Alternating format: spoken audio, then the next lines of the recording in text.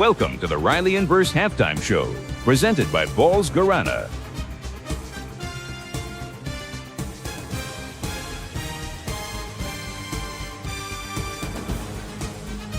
Howdy ho, good evening folks. Welcome to the official, as of last week, but we're starting it today, the official halfway point to Season 5 of Riley and Verse Streams. As always, I'm your pudgy, plucky host and guy you love to hate, Riley and Verse Voorsanger.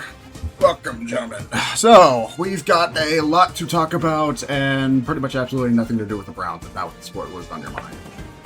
The Browns are going to suck yet again this year. So, just kind of doing a recap of pretty much everything that we've done since, like, the beginning of January up until, this last week. I had this plan a while ago, but I just needed to get some extra time to get this all together. Things got a little bit screwy by last week because Adam was busy at work. We'll get onto all of it. So, we're going to go quick recap of, the first half, seeing where we are now, seeing how I'm personally doing. There's going to be good, there's going to be bad, there's going to be mildly depressing, and there's going to be thrilling and exhilarating things. So, let's get right into it before Fox sends me a cease and desist. Don't sue me yet, Terry Bradshaw. Okay, let's go right into the studio. And music. So, I quite literally put this all together last night, right after we watched our last couple episodes of Slayer's Next. So, and of course, this for absolutely no reason, this presentation is unofficially sponsored by BAWLS. I linked it in the pinned message. You can go find yours, but for everybody else, please consume some balls. I just had balls in my mind tonight, that's why.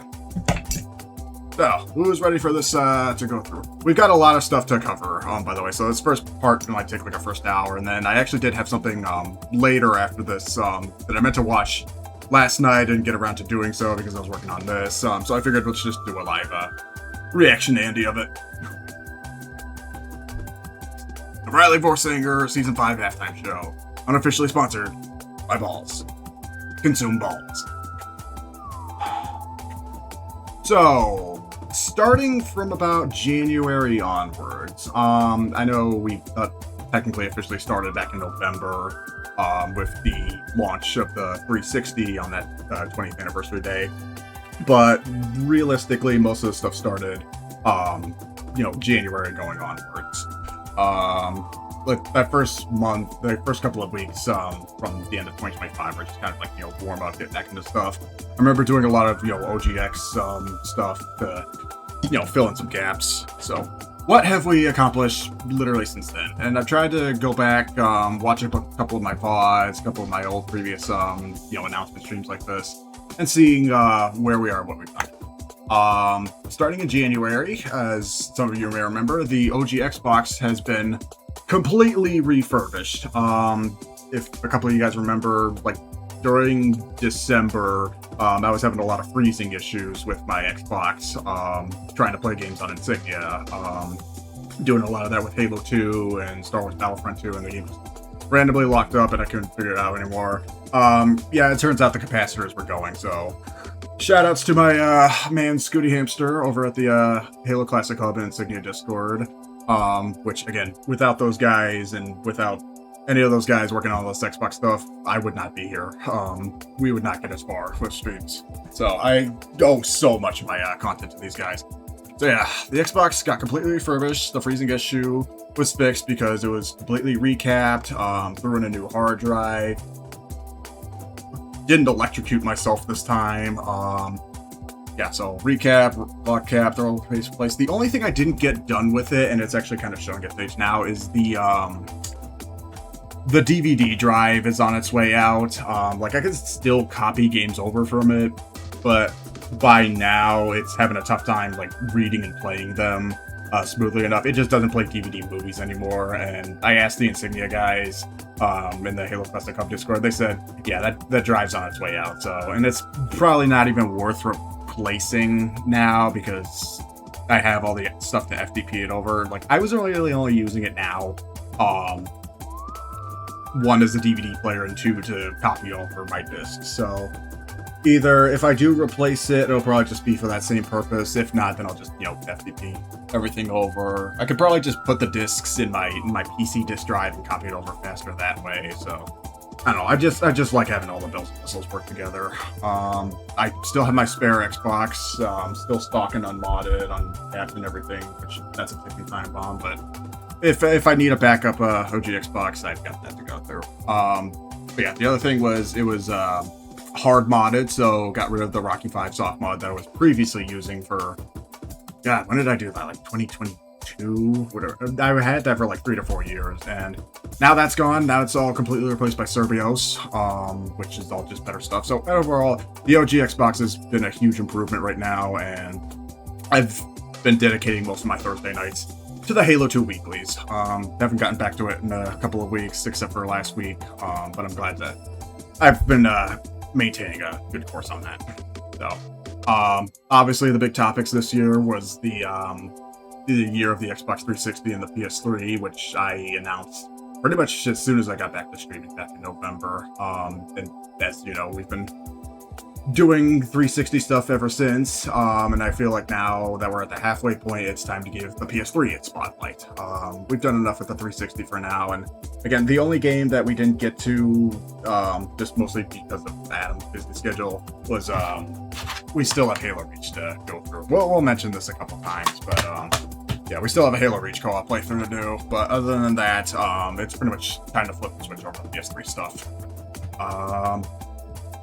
Obviously, the best, probably still my favorite stream from what we've done this year was the 12-hour marathon. That was such a good time. Went on a little lengthy, I gotta be honest. I cannot believe I had the stamina to do that, and it took me like, what, 4 or 8 of these balls, another sponsor shout out, to get through that night. I was hammered on balls that night. My God, it was so worth it, though. Even I go back and watch those VODs every now and then. So yeah, as I mentioned, Xbox 360 being the focus for the first half, and now we've got to get the other thing through the spotlight. Another side project, just because I had the time and money to do it, and I didn't have anything else. Pulled out the Wii U and upgraded that. That was also kind of one of the side projects. We started out just hitting the ground running from January to February onwards. So yeah, the Wii U modded. Gave it a huge new hard drive, new 120 gigabytes. Those were like some of the first VODs that I saved from the season. They're all up on my YouTube channel. If you guys want to go back and watch those again. Yeah, so added all the homebrew stuff that I could, new homebrew tools, could just dump my disc. There was only like 1 or 2 discs that I couldn't back up. One of them was like Black Ops 2. But pretty much like with all those consoles listed above, I have pretty much most of my physical library, save for like a few games in each library, all backed up to my hard drive. Frankly, now I'm actually giving the spares over to my sister, or just keeping the spares just in case anybody wants to do a LAN session. So yeah, Splatoon 1 did a couple custom mods, couple custom Splatfest. I might actually need to go back and update that stuff yet again, because it's constantly getting updated. Like the Splatoon 1 custom Splatfest and custom mods Discord, and they're announcing stuff every single week. I can't keep up with it, especially with all the other consoles I have. It'll all wrap together. So yeah, between the PS3 and the 360 being the main spotlight, and then having the OG Xbox back up and running as best as it can, and now the Wii U. I've probably put more production into my entire console setup now this first half of the season than probably ever before on stream. Usually, if you remember from season 2 onwards, I was dedicating a whole year to one console, and then remember when we did year of the GameCube, PS1, then PS2, and then Wii or whatever. It was all spaced out very evenly. Here, kind of rushing things a bit, but I'm just condensing everything I can as soon as I get the cap for it. Speaking of those console upgrades, oh my golly, so much done, so much left to do, so much still planned in the pipelines. So yeah, I mean, as soon as I could. I got the 360 sent out literally like the same day that I got the OG Xbox sent out too. So those were being worked on back to back. I sat on my ass a little bit working with the PS3, and I finally got around to it, around Colossal Con time, end of May, which now I'm glad that I did because of all the recent announcements with Sony and, the PS3 store closing and yada, yada, yada. Yeah, I'm glad I finally got to that now, because if I didn't get to that then, I definitely would have gotten to it by now. Just kind of give it a quick recap of the major specs of the 360 and the PS3. So the 360 had it modded by Nitrosity over at RGH Nation. I should plug a lot of these guys.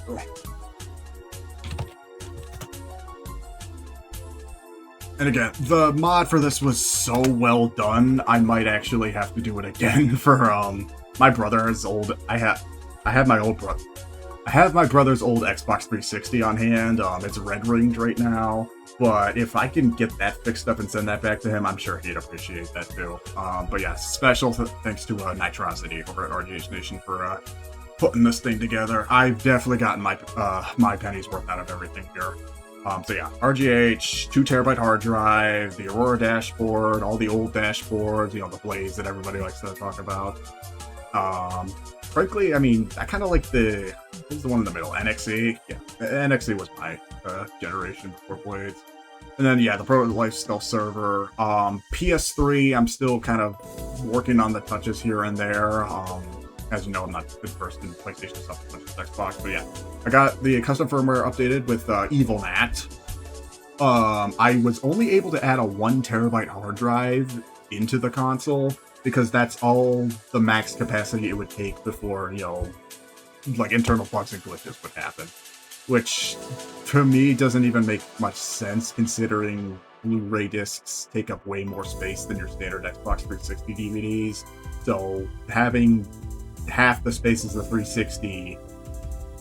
I mean, granted, when we looked at the VGL library, we'll get to that later, there weren't as many exclusives or games I'd play on the PS3 versus the 360, like less than half. But still, it doesn't make sense to me. But you know what? I got it soft modded. No soldering even for the PS3. I don't even think any soldering is needed. But that's where it is right now.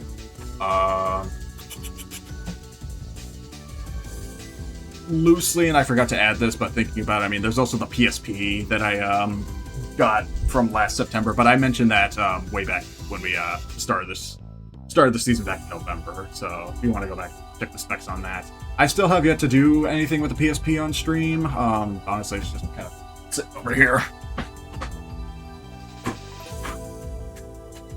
here collecting some dust. But one of the things that I do want to get, and I'm starting to collect more, is PSP UMD movies. I do want to watch some movies on this.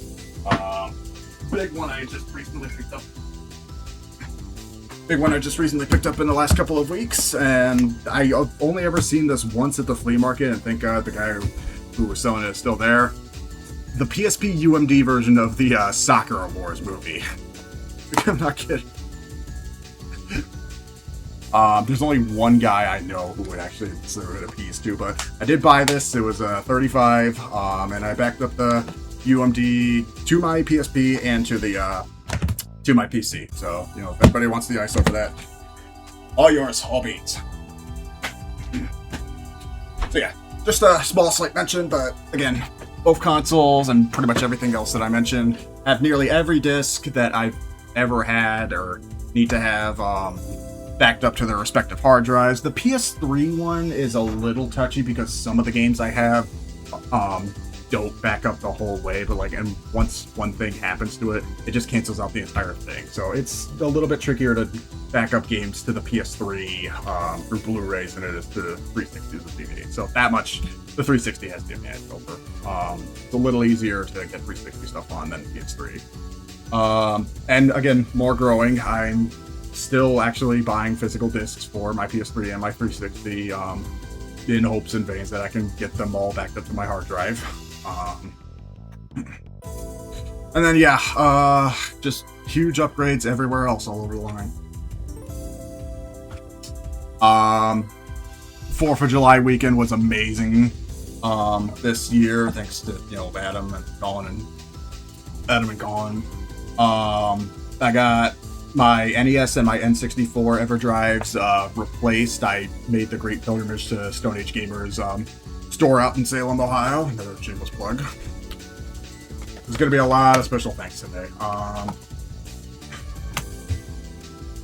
I've been talking about these guys for years now, but they still hold up their quality. Please check these guys out if you ever need anything, any specialty in stock. I am a huge advocate for these guys. I don't just want to get a sponsorship from them. So yeah, my NES and my N64 EverDrives have been replaced, and I got a new Famicom EverDrive Pro, a new open source Summer Kart 64 for the N64, which actually I just found out, I think Cerulean sent it to me, that Crix is now coming out with an N64 EverDrive Pro of his own that matches most of the specs that the Summer Kart can do. I mean, had I known that, I probably would have been just upgraded to that, but whatever. I'm still happy with what I've got. I'm still happy with what I had. So there was that. Lightly shown off, and I actually still have it, but it still needs some work. No, it's packed up in the box, but I did mod my Game Gear earlier this year because I had the funds for that. Had a new screen, the internals were recapped, and it has a TV out mod, and the reason why I haven't shown it yet is because the TV outboard on it is still a little wonky. I'm wondering if it's just a bad cap, because I think it was the first time the guy that I sent it to did this mod. So I'm probably going to try to send it to somebody else, see if I can get it fixed, and hopefully it'll work the second time with the HD Retrovision cable that I bought for it too. But trying to play it out right now on the TV out, it fizzles out after 5 minutes. So it's not ready for prime time yet. And then Memcard Pros all over the place while I was at Stone Age Gamer. And actually I just found out today that the guys who are doing the Memcard Pros put out yet another model for the PS2. So yeah, I got the PS1, with the PS2, and recently added now is the GameCube one. So all good stuff. All to come.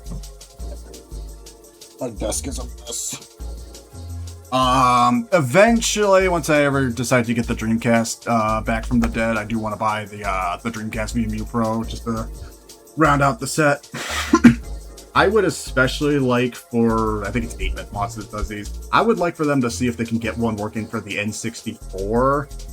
It's the closest thing we have to the N64 as a VMU Pro, or as a Memcard Pro right now, is the Forever Pack 64, where you could have every save on one thing, just as an FRAM mod, so it doesn't use the battery anymore, but that still requires buying multiple of those controller packs, and pretty much all my controller packs are dead. The batteries are shot on those. But yeah, if they come up with one for the N64, if possible, I'll get on that one too. But yeah, so that. Earlier, last week, going into where we are right now, I made the bold decision to add yet another component switch box, because the goal in mind was I would like to have as many of my consoles upgraded or upscaled to component or HDMI as possible, and the 8-port box that I have quite literally does not house every single console I have that's on my list for that. The idea in mind, and actually I have this for, is I'd like to have my PS2, Xbox, GameCube, PS3, 360, Wii U, all the 7th-gen consoles and beyond technically still use HDMI, but and then there's also the Super Nintendo, the Genesis, the PS1, the Saturn, maybe the N64. I've been on the fence about that one, because honestly I think upscaled N64 graphics look hideous, but if it works with an HD Retrovision cable with a mod, and I know someone who does one of those, it might be on the case. So, but I have more consoles than what I'd like to do with. So I added that, plus my old LCD flat screen or whatever TV that I got from Goodwill for $5 or whatever, just crapped out. So I spent, oh my god, I spent the last couple of weekends going around town looking for a new TV. Get story time here. Like, I went around town looking for a new TV. I found one, but then I found out that my firmware with the RetroTink did not support like the full upscaling. It's hard to explain, but like it wouldn't go up to 1080p on the new screen TVs, and I think it had something to do with either the branding of the TV itself, something with it. So I was going around buying and trying out new TVs. Honestly, God, I bought like 3 of them, and 2 of them just didn't even work. Then I found out over the weekend that my my RetroTink actually was on a beta, like a prototype, you know, like the development, whatever, version of the firmware that didn't support this to newer TV. So I had to downgrade it back to a version, and then that one worked with, you know, the current TV that I have. So I did all that time shopping, whatever, pretty much for absolutely nothing. So that was an exhaust. But either way, there was that plus adding, you know, the extra box and all the other stuff. Guys, I guess to put it lightly, I've turned my setup pretty much into Lane's computer from Serial Experiments Lane. Like, I just looked back at all the stuff that I was looking at, and my room was just a mess full of cables going left and right. Even my mom said, like, I need to clean this stuff up because it just wasn't finished. But yeah, there's this setup monster, and it's one I've created and need to maintain myself. The problem is it's just ever growing too. But yeah, I got that RetroTink back in June because I had some money left over from, I think it was from Colossal Con. I just had that money left over that I used on that. Rerouted everything into the RetroTink, including an HDMI setup. So I have an HDMI box in here now, even though technically I can go to the TV. Everything is now going through the RetroTink, going upscale to HDMI, even the components. So now it's all inglorious 720 and 1080p. Just getting to the point where, you know, I just have to implement HD into stuff. And yeah, the one big one while I was out at Stone Age Gamer was I bought the HD Retrovision cable for the Saturn. Wait, did I buy that at? No, I think I probably already had. Either way, whatever. I got the cable, and it works with both the Saturn and the Game Gear through like a little adapter. And once I can figure out, you know, how to get the Game Gear fixed up, hopefully Scooty can take a look at that for me. I'll kind of use that for now. So I do have my Saturn hooked up. Whenever that's ready to go, Saturn's going to be a big thing to keep in mind. You know, hint, hint, nudge, nudge. So, and then also when I was at Stone Age Gamer, I was kind of on the fence, and I added this, like, do I get another HD Retrovision cable, or do I get the Memcard Pro for the GameCube? I eventually went with the Memcard Pro, but down the line, once, you know, I get everything up and running, full steam ahead, I'll add, like, Super Nintendo or Genesis. It's probably going to be Super Nintendo next, because I've actually been playing around with my Super Famicom, because if you guys haven't seen before, and I showed this off a little bit at the end, I bought a box copy of Super Famicom Super Mario World, so I've been playing around with that, just for shits and giggles. Oh yeah, there she is. Here's my Super Famicom. Yeah, so that's probably logically the next HD record I want to get. But yeah, everything's getting upgrades left and right is the big goal so far. And yeah, with all the systems that I have, I mean, let me just count off the top of my head. What do I have outside? I've got both my OG Xboxes, both my 360s, my Saturn, my GameCube, my PS2, my Dreamcast. I put my Wii and Wii U away, I just wasn't using it right now.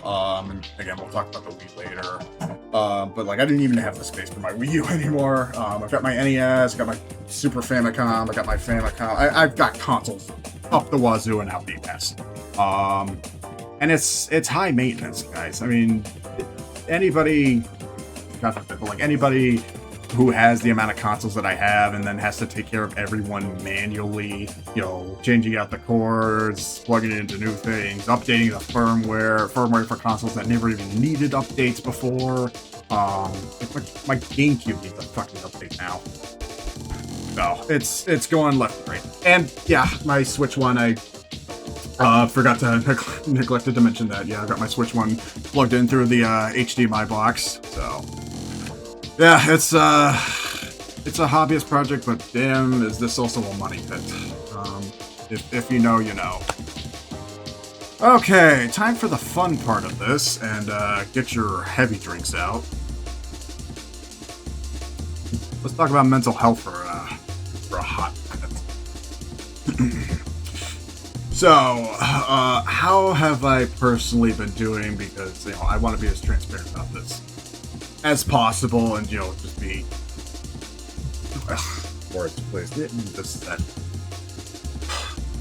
How's my mental health? Let's start with that. If anybody has noticed but hasn't said anything about it, honestly, throughout the first half of this season, it's kind of been on a gradual downhill. I'm not gonna lie. There's a good ending to this, so I'll get to that later, but I'll just tell you, how I got here, but what I had to go through to get here. Oh my god. Try not to blatantly say the elephant in the room, but that first playthrough between January and April, the one was, talk about that later. We could talk about it. It's my point. So let's get with the good. When I started this season back in November, if anybody even remembers that stream, I was a nervous wreck. I was a nervous, anxious wreck. I remember I said I was like floating in my shoes, getting back into streaming for the first time in 2.5 years up to that point. It just felt like time was on a walk at that point.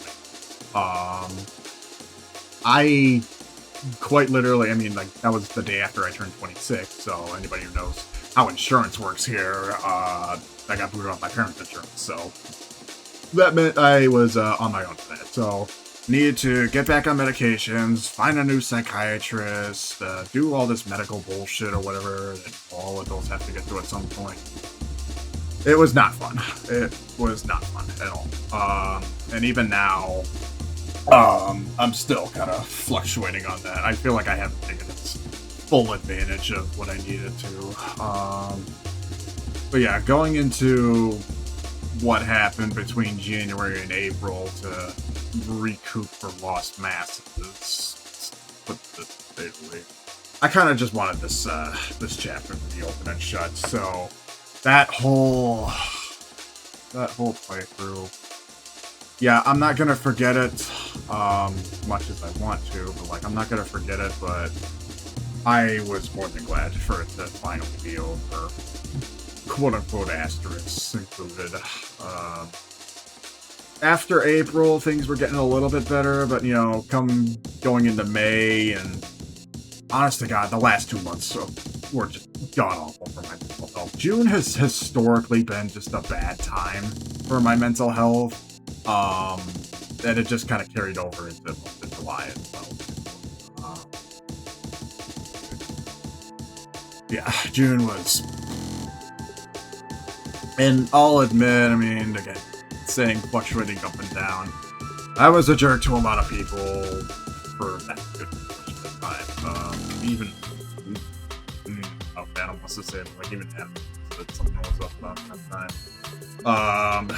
And I didn't even know how far my medications were going at that point, so I'm just up on the fence, doing a bunch of things right now. But yeah, the last 2 months were basically the pit of my mental health this week, or this week. And if that didn't show off on stream, then it probably showed off elsewhere. I've been working a lot on just kind of, again, replacing my old contact list with newer, healthier, better people to be around. I know it's a lot that it's pretty much just old drama at this point, but a lot of it has been based around old relationships from how still stuck in a time loop, having to relive over, to say the little latest.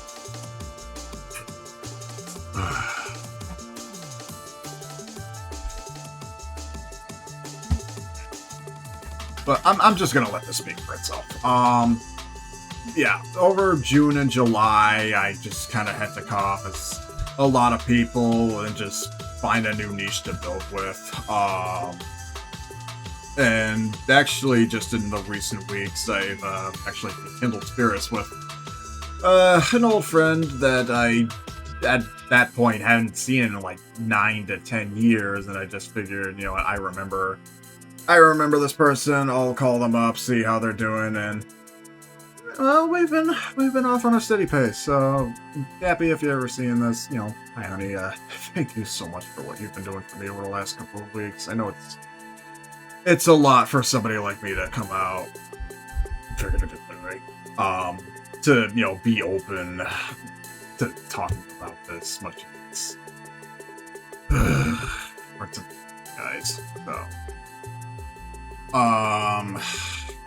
kind of on another side note, I did mention, I remember, like, at the beginning of this season that I wasn't really open to doing, like, any future collab work, on or off stream. I mean, I just feel like I work better alone doing my own thing.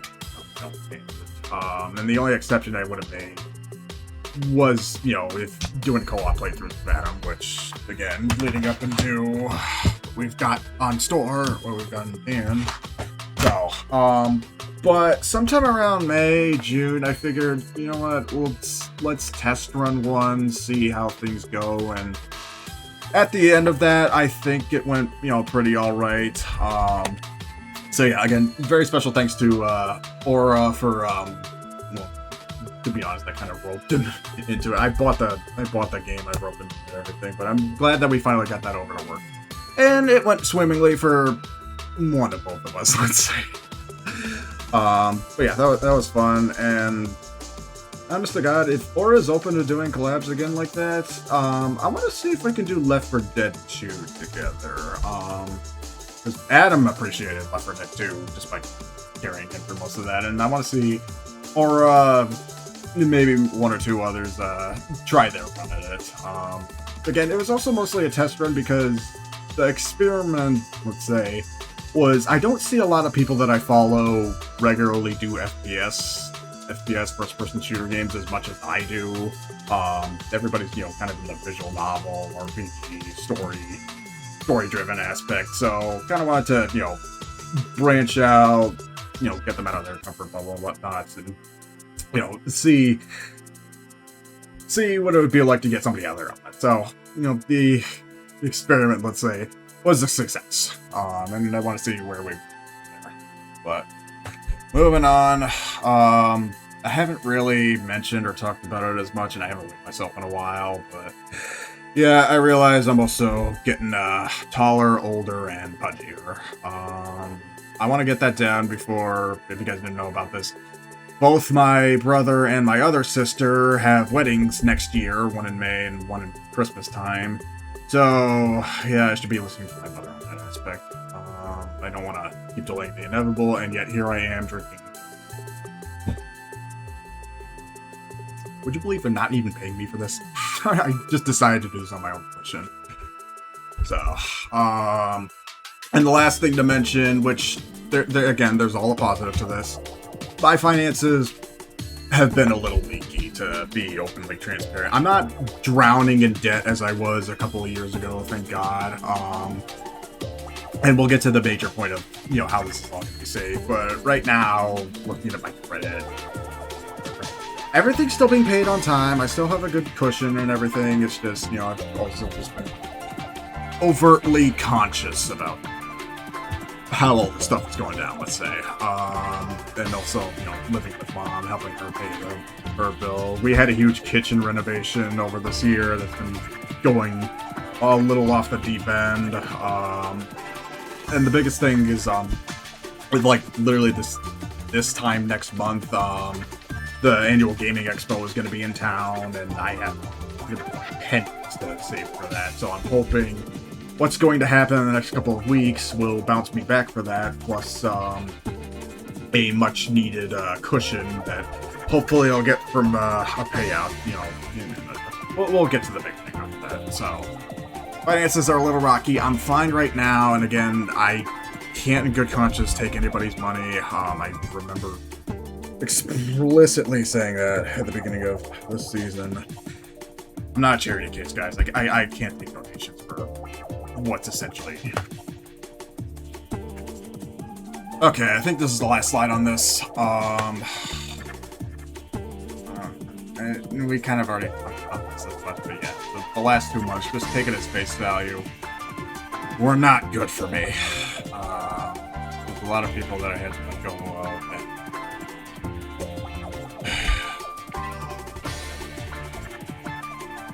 Yeah, can you guys tell I'm a little off my bits now? So, skipping that because I don't really like talking about it as much, even though it's just kind of a bubble point mention.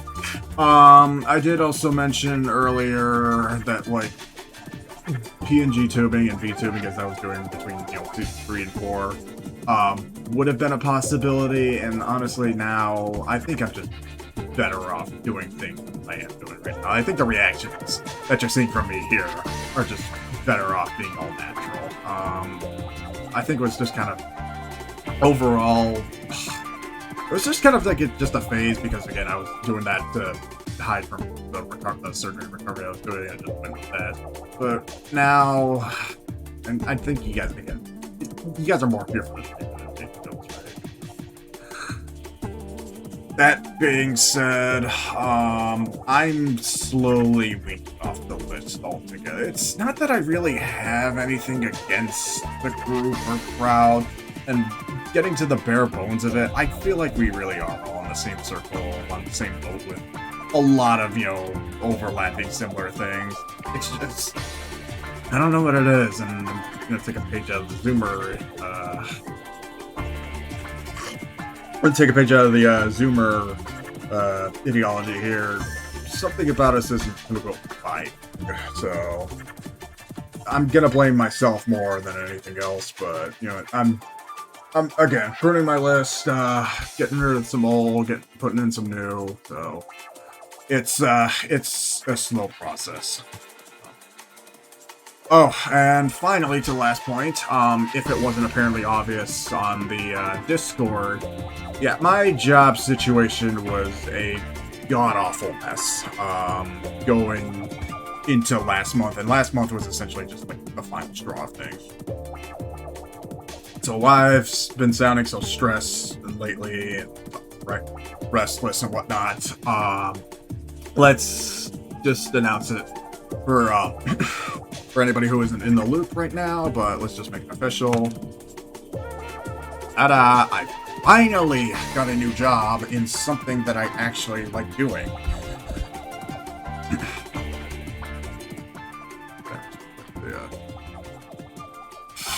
Let's put it design. So, how did this come to be?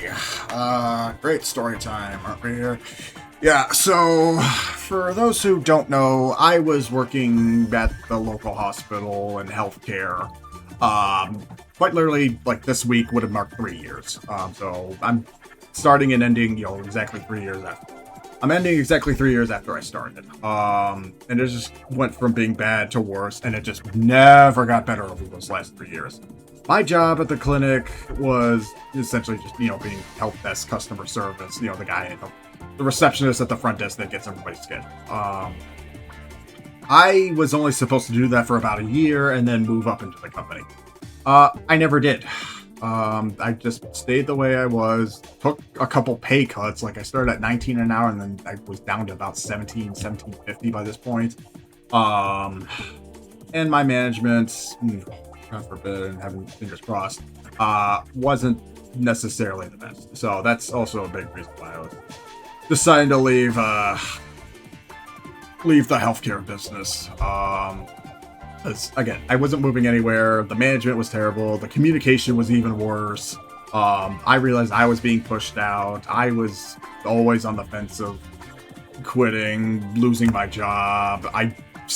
By the second half of that process. I probably spent more time on like LinkedIn and Indeed looking for jobs at my job than I was doing my job, which, you know, I can admit all this now because what the hell are they gonna do? Fire me? I'm out of here for a week. But yeah, the job, it's fine as an entry level, but then once you realize the harsh realities of it, then you're gonna either want to move into something else or just leave that position altogether. So, I mean, heaven forbid, I wouldn't even ask Adam to do this job. I don't even think he could do it in a hospital healthcare service. So, at the beginning of the year, shortly after I came back to streaming in November, because I didn't even know what was going to happen at that point, because November, that first stream back, I thought I would still be working at the hospital doing the same thing ad infinitum for, you know, the rest of my days. A couple weeks after that, I got a call from my boss saying, they were quote unquote gutting my job at the hospital and then moving me over to a smaller clinic, and that's where I was since January. So that's how the first thing happened. So, I mean, it meant different hours. The pay was honestly worse. But it was like a new setting, so I was at least glad to be out of the hospital. I didn't have to work with the inpatients, working with the elders face to face, working in the ER setting. God, I have great ER horror stories if anyone wants to hear those. So yeah, that was a different setting. But I also quickly realized, like, even like probably by March, working at the smaller office, I realized, I need to get out of here fast. The management was a little bit better at the smaller office than it was over at the hospital. But by, that point, I was like, I just need to leave the clinic. I need to find something I need to do. So that's how I started looking into IT stuff.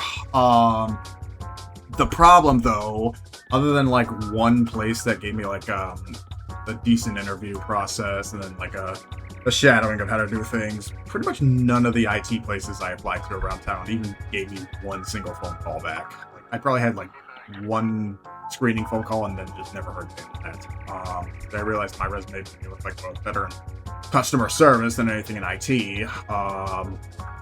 So yeah, none of the places that I applied to were helping me out. So I was starting to lose a lot of faith, especially going into June and July, where, all hell was breaking loose. Actually, fast forward to this past couple of weeks, there's been a bit of a snag with the clinical staff, or the clerical staff or whatever. The guys under my job and some upper management changes at the clinic. Not that I'm really under NDAs or anything, but the big execs are... It'll take a while to guess what's happening. We're funding a new project at the hospital. It's about $300-something million. They announced an entire complete department change for all the customer service folks, i.e. me.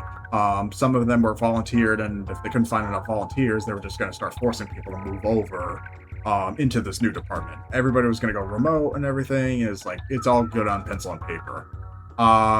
Turns out, because we live in the modern times that we do, a lot of people smoking guns are starting to suspect it's AI job replacement that it'll be.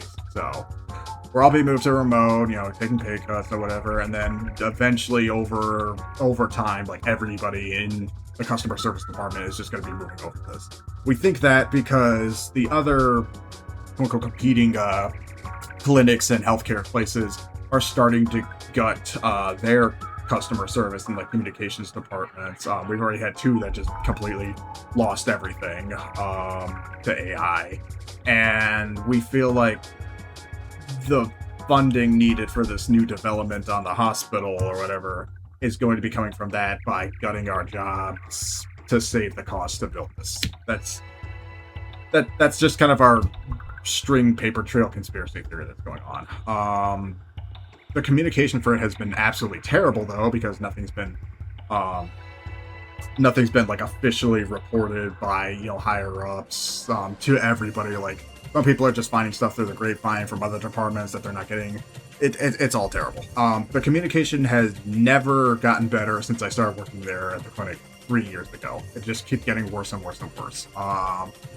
and it just caused confusion between, the staff, the patients, the higher execs. It's just, with a company as huge as, one of the biggest healthcare places in the country, even, you mean, small fish in a big pond, you're bound to get lost in translation somewhere. So that's what was happening.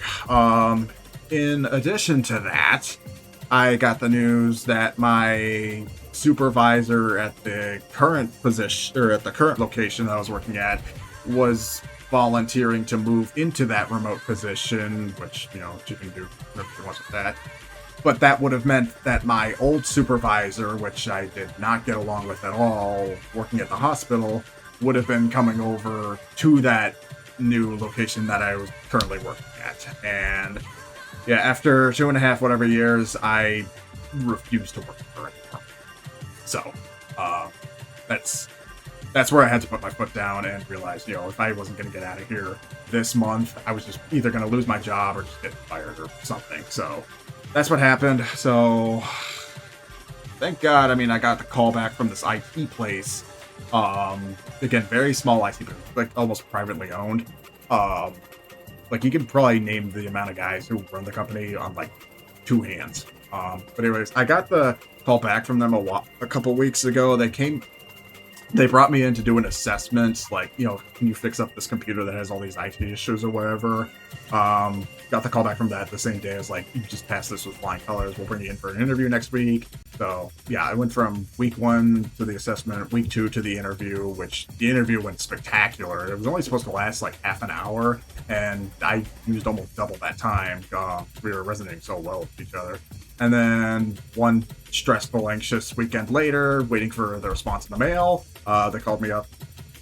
I got a wake-up call at like 9:30 and says, hey, we'd like to have you on board. So that's where I am now. I gave my 1 week notice. My last day is on Thursday, and we're going from there.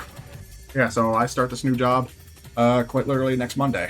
And hopefully for good, better, or worse, or whatever, I don't have to worry about healthcare service anymore ever again. I'm still probably going to be... It's technically all still customer service. I don't care about that, but like... it's going to be a much better change of pace. And with that, the hours and pay are way better. Making $20 an hour to start. Monday through Friday, 8 a.m. to 4:30 p.m. So finally, after however long I get my weeknights back, I actually get decent holiday hours off. You guys realize I've worked Christmas Day every day for like the last 3 years?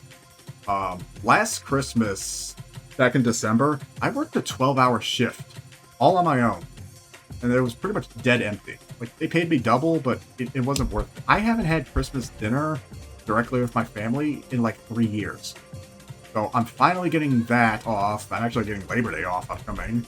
I'm getting a bunch of holidays off. I get Thanksgiving off, so it's like, this is what it's like to finally live a normal life. Oh my god, I'm so grateful for that. But yeah, I will need to adjust the stream schedule moving forward, and I'll work on that sometime later this month, which will lead into the next playthrough that we do. So overall, yeah, finally happy ending despite all the drawbacks, setbacks, and everything.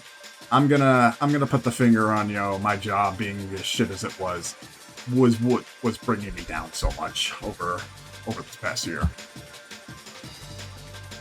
It was one I didn't even want to take in anyways. They just straight up told me I was being moved into this new smaller clinic. It was either that or just lose my job entirely, which I couldn't afford, and I can't afford not to work. So, and then, it got to this point where either I had to get out of the clinic or I was going to lose my job entirely. I didn't have a choice. So, oh my god, that one string of luck after however many long. But I'm surprised that these guys who called me in for the IT, they looked at my resume and said, you have better experience in X, Y, and Z than, what we're looking for in A, B, and C. Guys, I don't have any professional experience in IT whatsoever. All the stuff that I've been doing and, how we even got here, all the cable management, all the IT support ever, this is all self-taught. You guys know what I do in my free time? I watch YouTube videos, mostly of retro gamers or whatever. how to do console mods, how to, upgrade servers. I run my own FTP server. Like all the stuff that you've been seeing here on stream, for the good majority of it, not only has it been self-funded, it's all been built together by me. All self-taught. So that's where I got, I mean, I can pretty much just say it's like how, retro gaming and, stream setups or whatever got me a job in IT. That's going to be my convention panel. Oh my god. So, yeah, it went from bad to downhill to where we are now. So I'm, thank God, in much better spirits today than I was just a few weeks ago. Yeah, moving into the next segment. We're done with mental health stream. It's going to be better from here on out.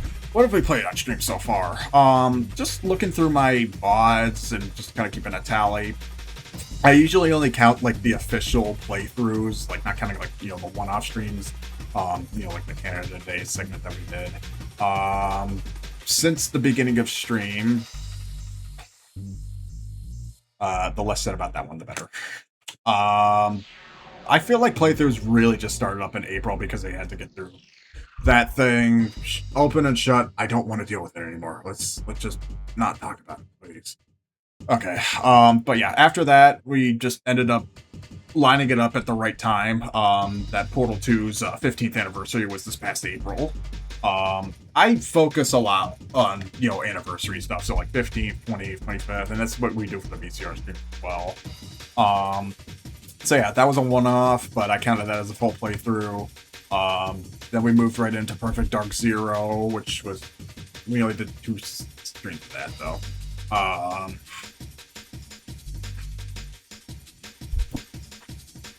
I give all my final thoughts to all these games at the end of the playthroughs, but, just kind of going to recap. I was wondering if Perfect Dark Zero was even remotely worthwhile going back and playing or looking at. No, it's not. It's not. I can't even say it's not. Anybody who's ever played Perfect Dark on the N64, you can skip this one. If you're going to play Perfect Dark now, just play the XBLA for it. So, after that, we got into BioShock, which, funny enough, I actually just recently bought this. So.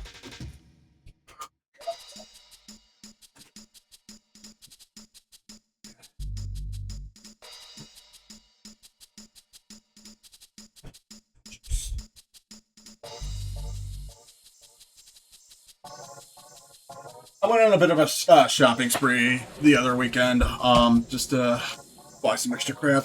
But over at Half Price Books, look at what I found.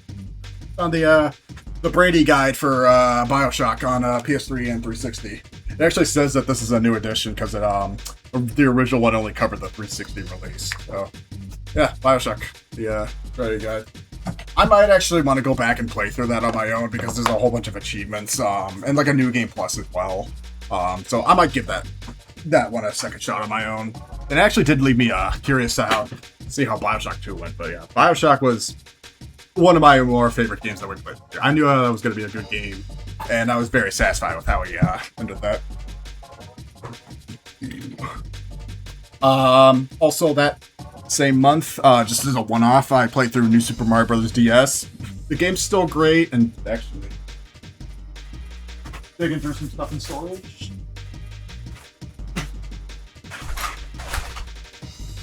I found the case and manual. I don't have the game for it anymore, but like I have the case and manual for New Super Mario Bros. On the DS. I don't remember if this is like my actual original copy or like my original case and copy of it from when I first bought the game back in 06. But yeah, I actually do have the game case and manual. The DS card itself should be pretty cheap just to get on its own, so if I ever find just like a loose card of that, I'll get that. That, and I know for a fact this has to be my original version, but I have the case and manual for Kirby Mass Attack as well. This was the last Kirby game I played when I was new. I skipped over playing Return to Dreamland for this and Epic Yarn, and you know what? That was one of the stupidest decisions I ever made in my childhood. I should have played Return to Dreamland. But yeah, New Super Mario Bros. Still a great game after all this time. Still my favorite in the entire New Super Mario Bros. Franchise. I played terribly during that stream, though. It was only meant to be just a worthless stream, but God, I was way too rusty playing that. So if I ever go back and play through that again, 100% or otherwise, I need to do better. So, yeah, less said about that during my absolute pit month of mental health, and that didn't really help out as much. Played that for its 15th anniversary. This game fucking sucks. It shouldn't have come out as it did. Next game. Also for its 30th anniversary. I've done several playthroughs of Mario 64. It's not even like, not to downplay the game, it's not even that special to do a playthrough of Mario 64. Because again, I've played it through so many times. I still just do 70-star runs. I don't have the goals to do a 120-star. I watch speedruns of this game literally every day. I know this game like the back of my hand. That was actually the first time I played the Japanese version, though. And actually, I think that was the last game I played on my original EverDrive before I traded that off and got the summer cart now. So I'm thinking about doing a run back of that in September for its US 30th anniversary release. And hopefully I'll do better. Like, my best time for 70-star solo is like a little under an hour and a half. Again, I'm just a casual player. I know the game well, it's just like I don't know it well enough to speedrun. I know it well enough that I can speedrun the game and get 70 stars in the time it takes him to get like even 30. That was a fun challenge. We should do Mario World sometime. I want to see if Adam is better suited to do a Mario World warpless run than he is for Mario 64. Maybe 2D's better. So, and then yeah, the last two on the list was Halo 3 ODST, which you remember how that went. I got screwed out of beating the game the first time, so I had to beat it through an entire sitting, and lo and behold, I got that. And then this was supposed to be the last game that we played through the first half, but again, for the upkeep time, Adam's been busy, and it's honestly only just going to get busier because I'm going to be very busy the next couple of Saturdays. So when we get the chance to play it, yeah, this will be a co-op playthrough. And by co-op, I even have the setup and layout to go right away. Anybody want a sneak peek of what it'll look like? Oh my god, where's my thing? Ah, yeah, here I am. So, this is just kind of like a sneak preview of the setup. So, how I'm actually going to think about doing this is, let's do it as a system link setup rather than just on one screen. So, I'll have my own 360, Adam will have his own 360, the one on the left will be mine, the one on the right will be his, and because I actually have, both capture cards set up, I'll let him play on my spare 360, the Model E, and then I get the huge big TV. So it'll actually be all on real hardware. I only actually have the one disc of this, but I have the I have this disc backed up to my 360, and then I can just give him the physical disc, and it'll still work through System Link. I tested it out and everything. So that's what I have in mind, and I think that's what we're gonna do. So expect the Halo Reach playthrough again, all on real hardware, 2 Xbox 360s. Technically using the same copy of Halo Reach, just kind of voodooing it. But yeah, I wanted to see what a System Link setup would look like. We tested this once when we did the Splatoon 3 Splatfest a while ago, and I think there's actually another one coming up, like either later this month or into next month. So yeah, that's what I have in mind. That's what we had for the first season, or the first half. Now, moving into the future.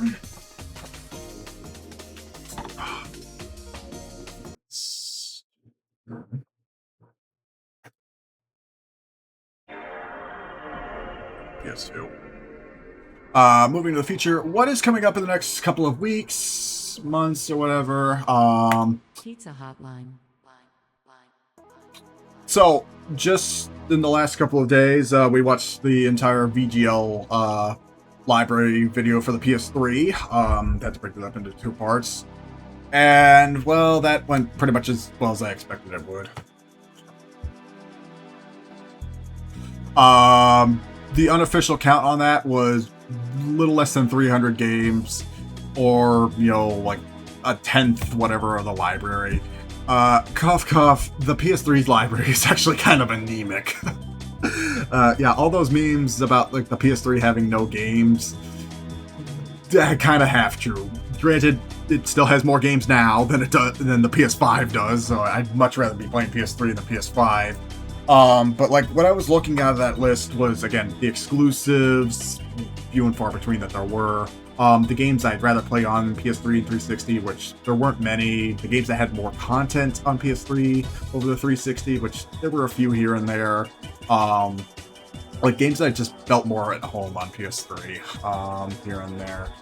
But like between the overlap of games that I added between both the 360 and the PS3, it wasn't much. And yet I want to dedicate the next couple of months to the PS3. It's gonna be tough. It's gonna be tough, but I will see what we can get into that. And I actually do have the next game planned, which I briefly mentioned a couple days to weeks ago, but let's make it official.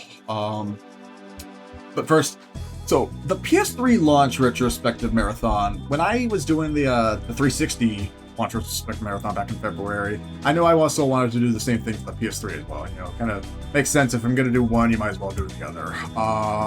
That's gonna be on hold for right now because I don't have a good set date to get that done. And like what I mean by that is, when you remember I was doing the 360 marathon, I pretty much had the house to myself for a week. That was when, you know, my mom was out of town. I didn't want to do this, you know, overnight while, you know, next door or whatever. The walls are very thin here. So I'm thinking actually the next time my mom's out of town for the weekend and I have the house to myself, like even if it's like from Friday night to Saturday, that'll be a better thing to do.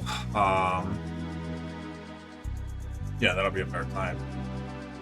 And I don't know when that's going to happen, though. So that's why this is, you know, kind of TBD on hold. I don't know when my mom's going to be out of town again. She was actually just out of town to see my brother down in Carolina, you know, prepping for his wedding next year. But I spent that entire weekend, you know, reorganizing the setup here, cleaning out the garage. I was hard at work that weekend. I just didn't have the time to do the PS3 retrospective marathon. And truth be told, I kind of have put in like no effort into it right now because I usually don't do it until like, you know, the weekend before, that I can scoop everything up, get the layouts ready, and I need to prepare for it too. Again, it's a 12-hour marathon, and that one time I did the 360 marathon was like the only time I've ever done something like that. And again, it took like 4 or 5 of these for me to get through it. And I was dead sick right after. So I need to amp up my game. Oi. Seriously, guys, consume balls. Plenty more where that came from. I got a fucking stockpile of this, guys, alright? We have a distribution plant here just outside of Cleveland. I can get this stuff anywhere. Anywhere, anytime. I'll send it. So, yeah, and then shameless plug again. I still wanted to do a one sitting overnight, like the 360 marathon. But honestly, on the fence of it, I don't know if it's going to be 12 hours or a little less than that. Like, I'd probably at the minimum, like 8 hours. Any type of Pico? I do not, unfortunately. But like the PS3 marathon, or the 360 marathon, I had more than plenty to work with. And honestly, we didn't even get around to doing all the games. We only did like half the launch library. Because I spent like the first 3 to 4 hours doing, you know, the retrospective, the newsreel series or whatever, which was still one of my favorite parts of that. And then the rest of that night was just hammering out the launch titles. The PS3, let's put it out. Hand over fist, the 360's launch title says way better than the PS3 launch title. Like just off the top of my head, there's maybe only like 3 worthwhile games that are not sports games that are worth playing in that set today. The 360's launch title set is just way much better. And like, again, I don't know or have as much of the newsreel footage for the PS3's launch. I remember it being just kind of oddly physically violent. So if you can capitalize on this, like I remember people like actually getting into fist fights over this stuff. If I can dig up the newsreel media for that, I'll show it better. But yeah, like the PS3's launch was just way weirder than the 360's launch, and I'm willing to bet Sony didn't, you know, rent out an air base or like an airstrip based in the middle of the Mojave Desert, like Microsoft did for the 360. You know, when the Best Buy trucks, they all came. Oh my god, that was fun times. I think actually at the time Sony still had their Metreon store in San Francisco, like the actual physical PlayStation store. I think that was still a thing then. And if they launched it there, then I could see if I can find some old archive footage for that. So, yeah, the PS3 launch retrospective, it'll happen just all based on a timing. I'd like to have it before, you know, that anniversary week in November when, you know, that, the Wii, the Xbox, the GameCube, there's going to be so much stuff to cover. Because we're actually at the point where not only is that the PS3 and the Wii's 20th launch, or 20th, the PS3 and the Wii's 20-year anniversary, we've wrapped around, and now that's the OG Xbox and the GameCube's 25th anniversary, which I remember doing stuff for those 5 years ago for their 20th anniversary, so time's a flat circle. So, that being said, to start off the PS3's, the second half of streams with the PS3, I already do have our first game planned in mind. Oh, yeah, and the physical launch wheel. So yeah, I thankfully, again, have all the games. I added a few bonus games in there, so like it's technically 14 for the launch, the unofficial account. There were 3 that came out after that, like Full Auto, Blazing Angels, and then Fight Night 3. But then a couple not technically launched. Blast Factor was the first game on the PlayStation Network for the launch, so that was there.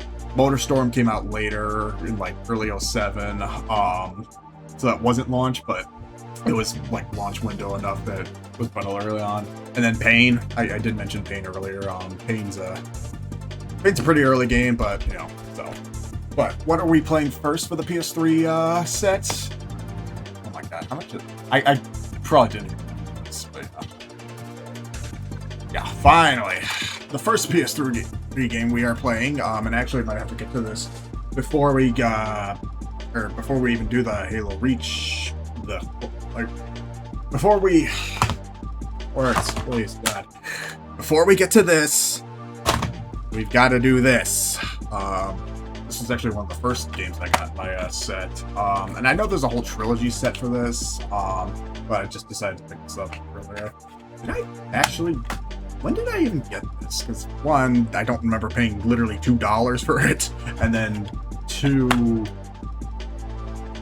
my god, yeah, when the hell did I buy this? Oh man, but yeah, of the 3 whatever worthwhile games from the launch set, this was pretty much the biggest one. At least the biggest exclusive. I mean, coming from the guys who made Spyro the Dragon and Ratchet and Clank,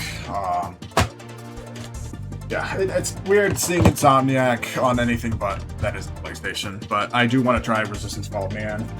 Yes, yet another FPS, by the way, that's been the recurring theme. Let's go back. How many of those games did I play last year? Portal 2, if you want to count that as an FPS. Perfect Dark Zero, Bioshock, Duke Nukem, Halo 3 ODST, Halo Reach. Yeah, like the only games that I didn't play in that set was TOS, New Super Mario Bros. And Mario 64. It's the bread and butter of this generation, guys. We're going to be playing a lot of FPSs, so. And yeah, for hopefully the last time, a Reach co-op playthrough will just come whenever Adam has a completely free day off of work on Friday or Saturday, but I'm gonna announce it now. My Saturdays are going to be very busy for at least the rest of this month, so I'm kind of counting on Adam to have a Friday off. This upcoming Saturday, taking Adam out to the ballpark because nudge nudge, happy 30, buddy. We're gonna have fun this weekend. Yeah, so I'm taking him out to a tribe game, big fireworks show. Gonna be me and a couple of my other college buddies. So, yeah, if you guys didn't realize, Adam's turning the big 3-0 this Friday, Saturday weekend or whatever. So, everybody, happy birthday to my partner in crime, Adam. So that's what's coming up this weekend. Next weekend, depending on whatever else is happening, I'm actually going to be busy with my dad because I promised him I would take him out to dinner for his birthday last month. And then the weekend after that, I'm actually going out of town because my other college friends want to go out to a crew game in Columbus on the 29th. I've never actually been to a crew game. I've been to the stadium. I've been to the old stadium, the old crew stadium. But no, this would be my first MLS game that I've been doing. So yeah, Saturdays are going to be a little jolty this weekend. I'll probably still have Adam on stream this Saturday. I mean, yeah, if you want the experience of anybody who's been 30 before, Saru's your man, Adam. Don't take it from me. I just have the old soul syndrome.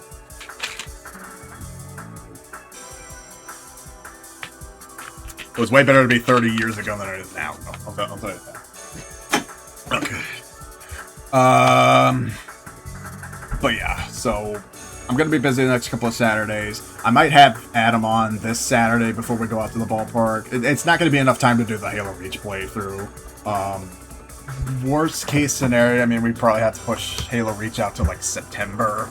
But like, I just want to get that done as soon as I can. And I wanted to get that done before we start doing PS3 stuff, but you know what? I had to adjust for time. So that's where we are now. Some two minor things. Again, like I'm glad I'm still sticking to, you know, doing one stream a week. That was one of my initial goals that I set out to do when we started out this season. I'm still making the time for Insignia stuff.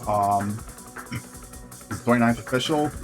Colin and Trent are working on getting the tickets. I'm still in talks with them, but I would just put it on your calendar for now, as you can. Like, I would still look at taking that day off. We'll talk about it more at the game this Saturday.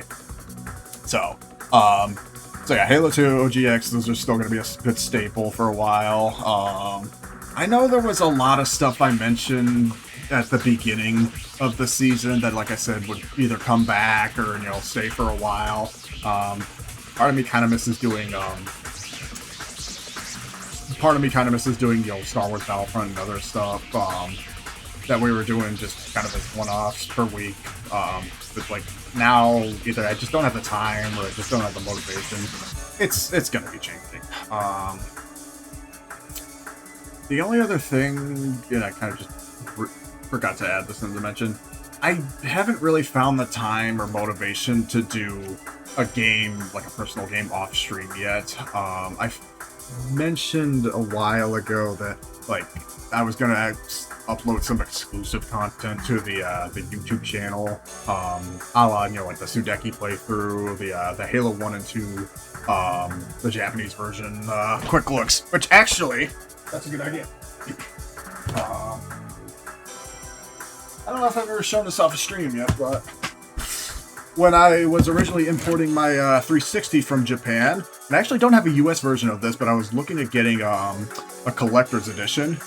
This is the collector's edition of the Japanese version of Halo 3. You can see, make it full screen.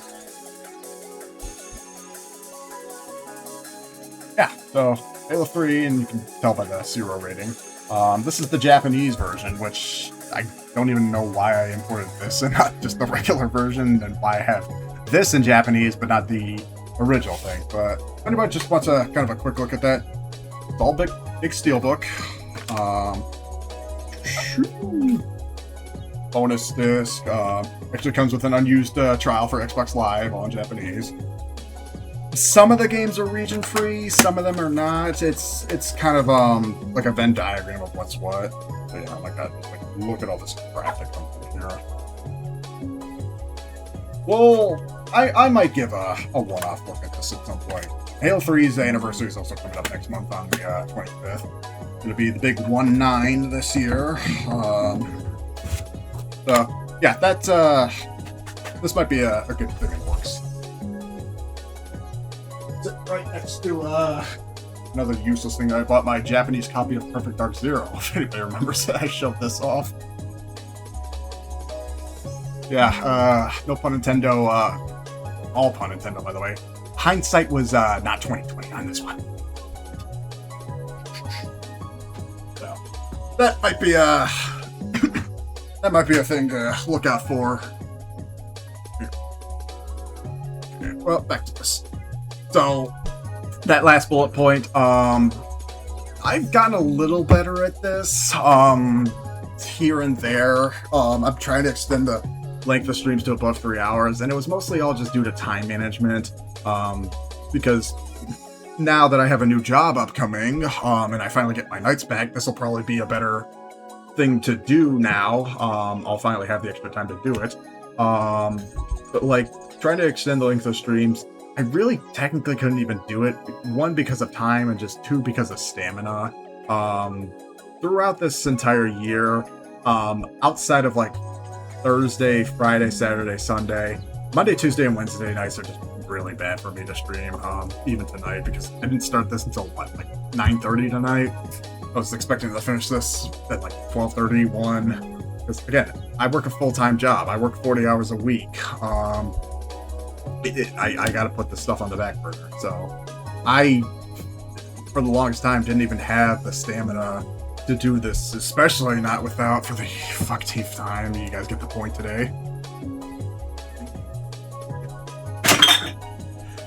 Yeah, so.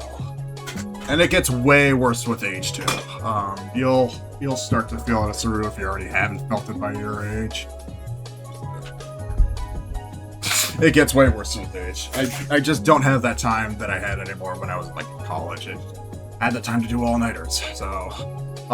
But the average length of streams has been a little bit better. I've been pushing more towards, 3.5, 4 hours or longer. But like, I just don't have, the buildability, for lack of a better term, do 5, 6, whatever streams. I mean, what I usually do as an average is what most people would just consider a short stream overall. So, moving on. Yeah, I mentioned this was just kind of like a small footnote starting up in stream, and I have done pretty much like next to no work about this. I've actually spent more time rebranding my Discord than I have my actual channel here.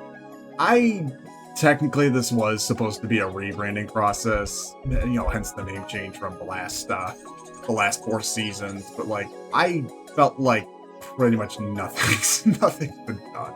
Not that I'm on a timer or like, on an actual set schedule for this, but like, a lot of the stuff that I've mentioned before and even tonight on this presentation, it's kind of getting out of scope. Scope creep's gonna be the next term that we have in mind. No pun intended to a Talking Heads song. Same as it ever was, over the last, couple of seasons. Like, same format, same layout, same everything. I mean, technically, I guess if it ain't broke, don't fix it, but I just feel like something could be probably better, and I've just been slacking off on, giving this place the actual spit shine that it needs and deserves, other than just, standard name change. And again, that comes with the next point. It's like, what does the term, Riley Inverse mean to me and to you, other than being a subtle anime waifu nod to a certain series that we're watching?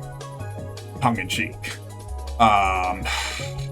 I have ideas in mind, and honestly, I mean, what I said about the whole VTuber situation from earlier, I'm taking a page out of a lot of people's brand identities. I mean, it's almost like, I guess the scenario would be like, we asked AI to watch 100 or whatever VTuber debuts, and this is what they came up with as their project. That's essentially what I'm doing. Throwing stuff to the wall and seeing what works and what not.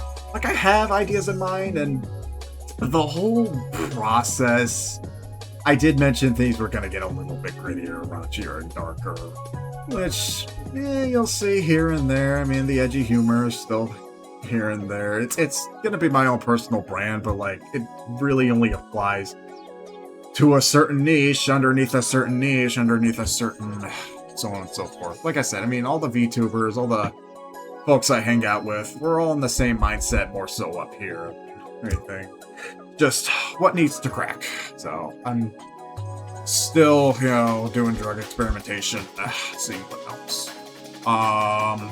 This was lesser on the tangent for this, and despite what I said, did I say it yet? despite what I said about the whole collab thing, I need to commission somebody for graphics and visuals. Granted, I mean, what I just joked about, no AI is being currently used in the no AI is currently being used on any topics, whatever, anywhere. So get that out of your system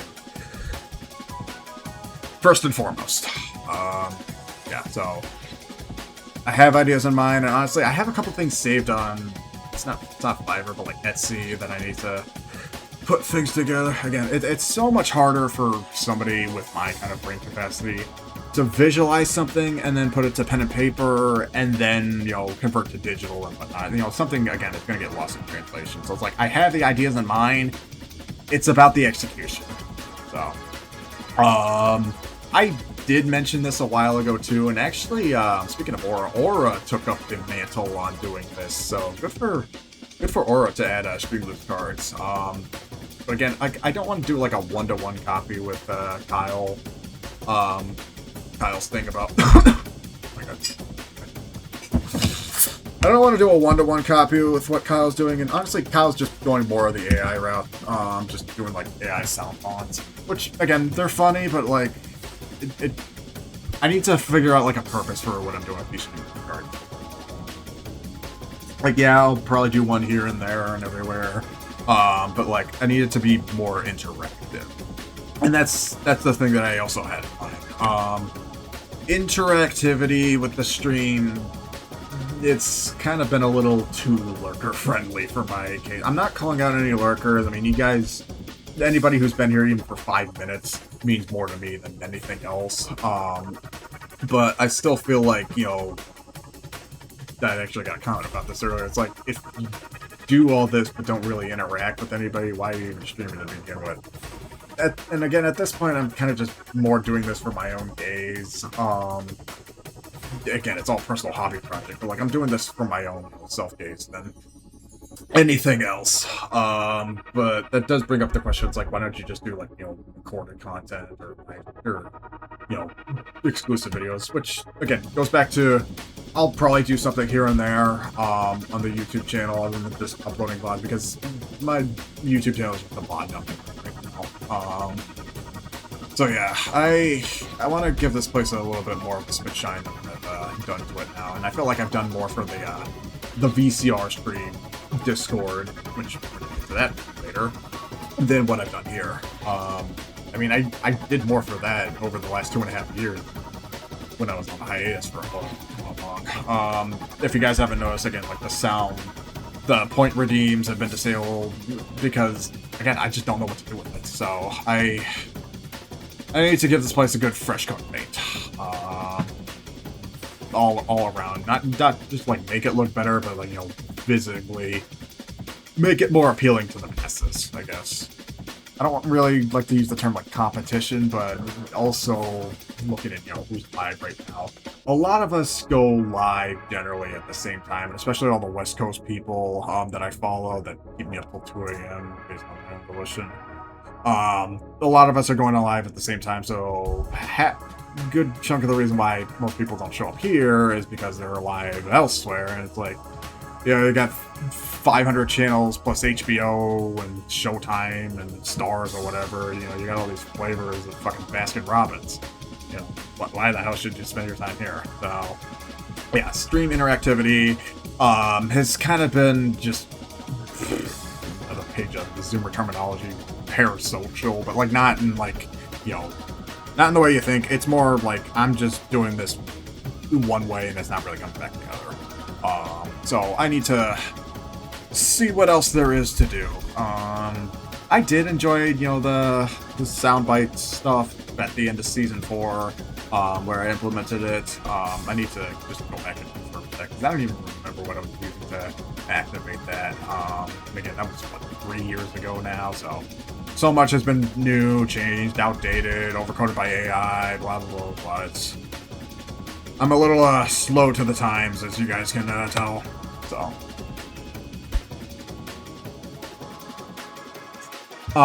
one bullet point that I did mention from the last time we did one of these sessions was I was like looking to restructure the content and do like I was thinking about doing like less playthroughs and more just like, short one-off segments. Honestly, I'm gonna roll that back because I just feel like the playthroughs, despite, they don't bring in as much cloud and leeway towards me, I feel like those are just better content for myself than what else I normally do. I mean, yeah, I don't get a lot of people being as interactive. What is it to be interactive for what is essentially a long play in live time? I just think that's just the better content with the main structure of what I do here and there. Because again, I've got so many playthroughs planned upcoming, this being next and so on and so forth. Those take up the most time, but those also like take up the most effort to put into things. Trying to come up with things on the fly as like a one-off stream, trying to condense in as much as I can between 3 to 4 hours. That's a lot tougher to do than knowing I have one thing that I can sit through for however many hours to get through that. If that makes better sense to explain this.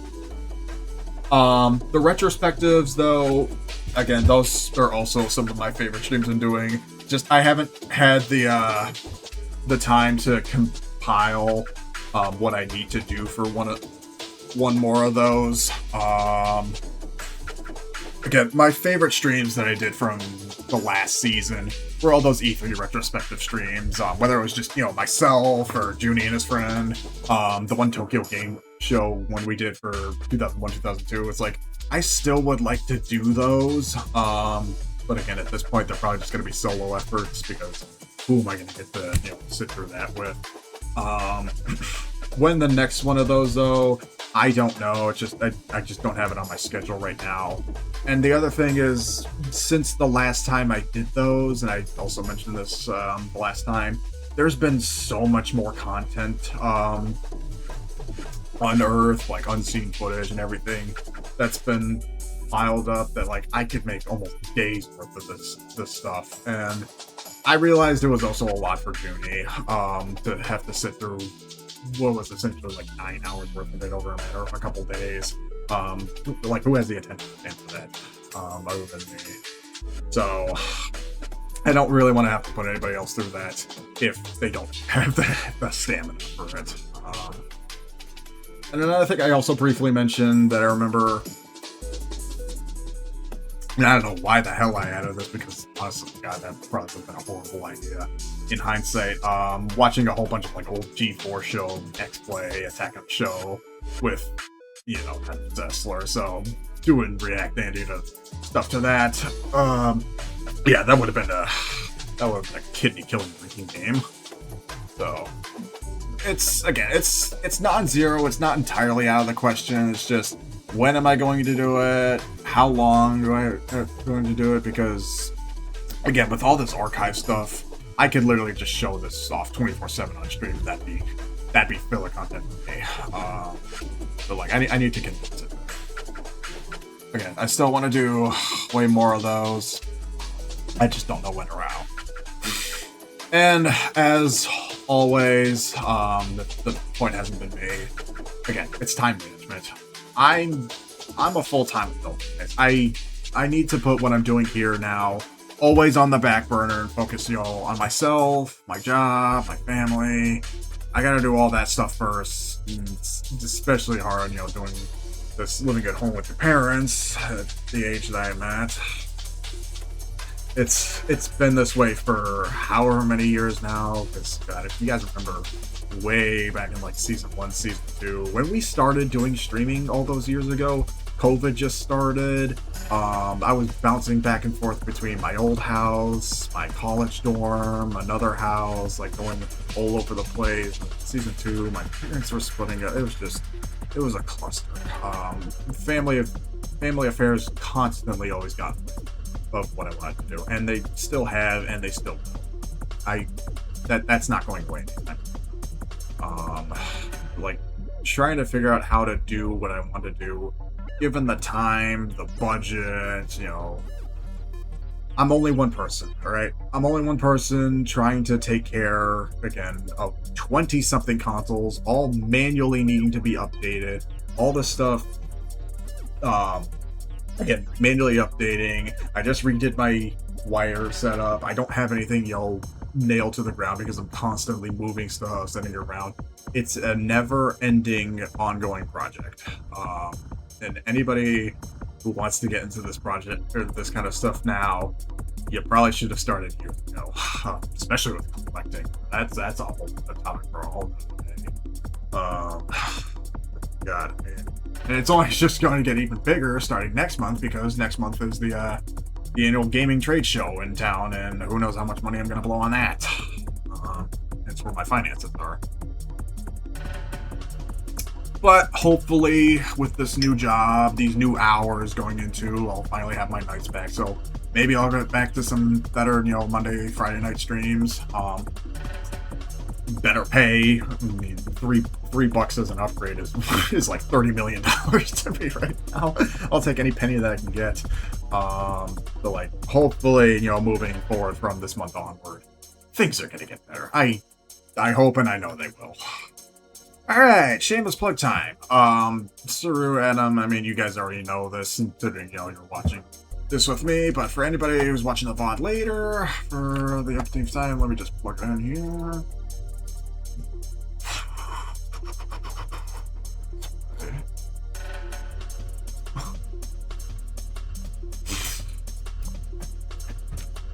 What was essentially becoming my main project, honestly, at this point, it pretty much is now. I mean, I feel like all the stuff that I'm doing here on stream is now just a side project for the VCR streams. Let's do a recap of what we've watched this year so far for anybody else who's been interested.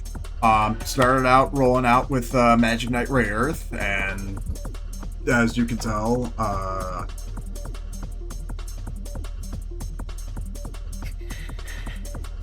if you could tell in the background, I think that's gone swimmingly, right?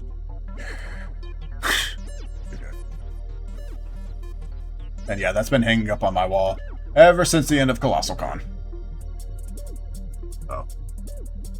Yeah, Magic Knight Rare Earth. And whenever the new series comes out, I think, what was that, like, slated for October? I do want to give that one a whirl, too. I haven't watched any of these, like, newer reboot series of all this older stuff. Like, I haven't gotten around to watching Ranma or the Urusei Yatsura anime, but I think Rare Earth, I'll finally get a crack on that. Wherever that loads up, / where I can buy it. So. That took up literally all of winter, going into springtime, for the 20th anniversary for that, and I think maybe like the third time we've watched it for VCR streams, like twice on DVD, and then one I had a custom VHS. So, shouts to my guy Shadow Wolf at Valshar Tapes. Let me plug him.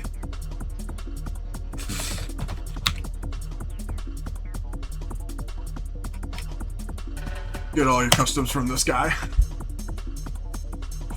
Okay, moving on. So yeah, Benchwarmers. We watched Hoodwinked. I actually watched Hoodwinked twice because Demi requested it as well for their Discord, so watched it over there.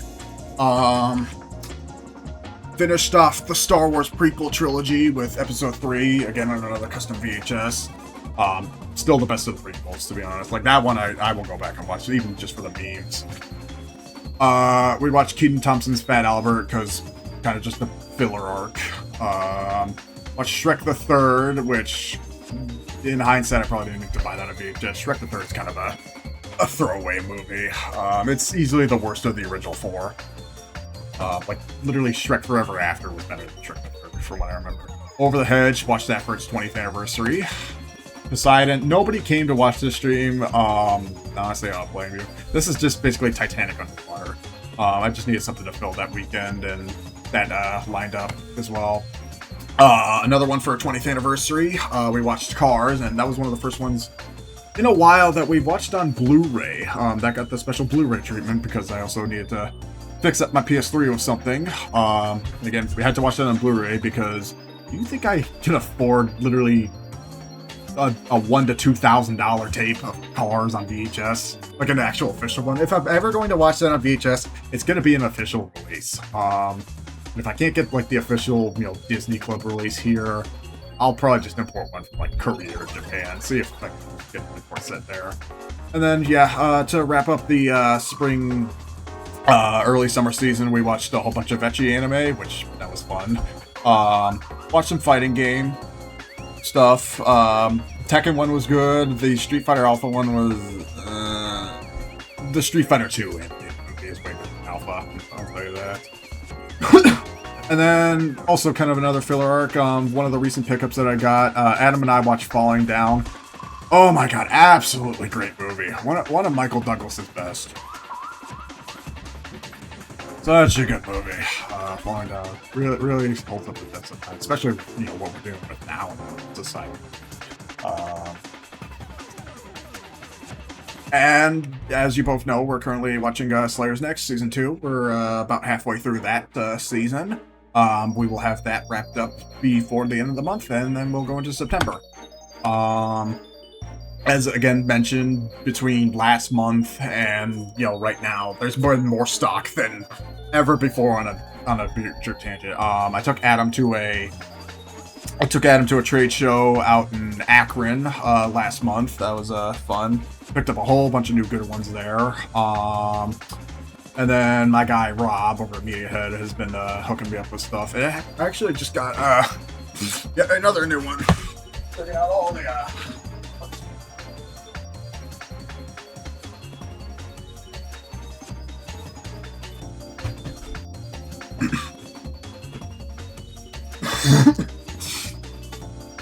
This was one I didn't pick up at the show, but I was looking for, and pretty much everybody who had a copy sold out. But Rob just posted that he had one in his shop, and I went back to go get it. I believe this is the original release. I picked up the 1978 cult classic, Dawn of the Dead. George Romero's Dawn of the Dead. And this is the original version, too. This is George Romero's cut, not the director's cut or Zombie, the PAL version.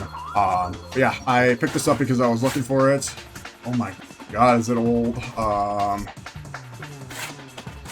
So maybe sometime for October we're gonna watch this. Adam, I briefly also mentioned this, but when we were playing Left 4 Dead 2, going through the mall level in Left 4 Dead 2, yeah, that's where this comes from. Or this is where that comes from. So, yeah, George Romero's Dawn of the Dead, one of my favorites of his. I need to get Shaun of the Dead as well. The 2004 got a parody one. That was a very late release. So, as always, I always post up my stuff up in the Discord under the rentals and recommendations. Check it all out there. And what's left for this current schedule? It's honestly just going to be a toss-up.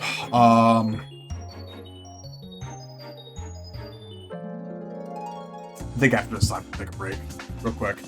It's all gonna be a toss-up for September. I just kind of want to get through season 2 of Slayers right now, and then I posted some things that I had in mind, but actually I couldn't even find the DVDs for them anywhere. Ironically enough, up next after this, just for September, some stuff that's also celebrating its 20th anniversary. Idiocracy, Mike Judge's Idiocracy.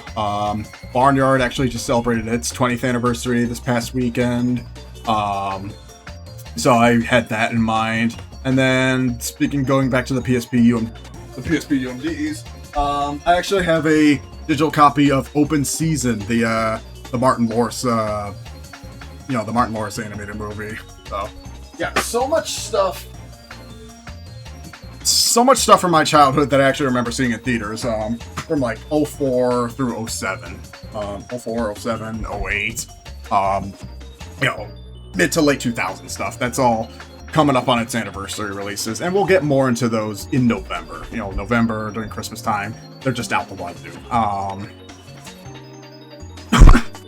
Again, everything in September is going to be a toss-up right now, and I haven't even thought about doing most of what I wanted to do for the fall holiday schedule.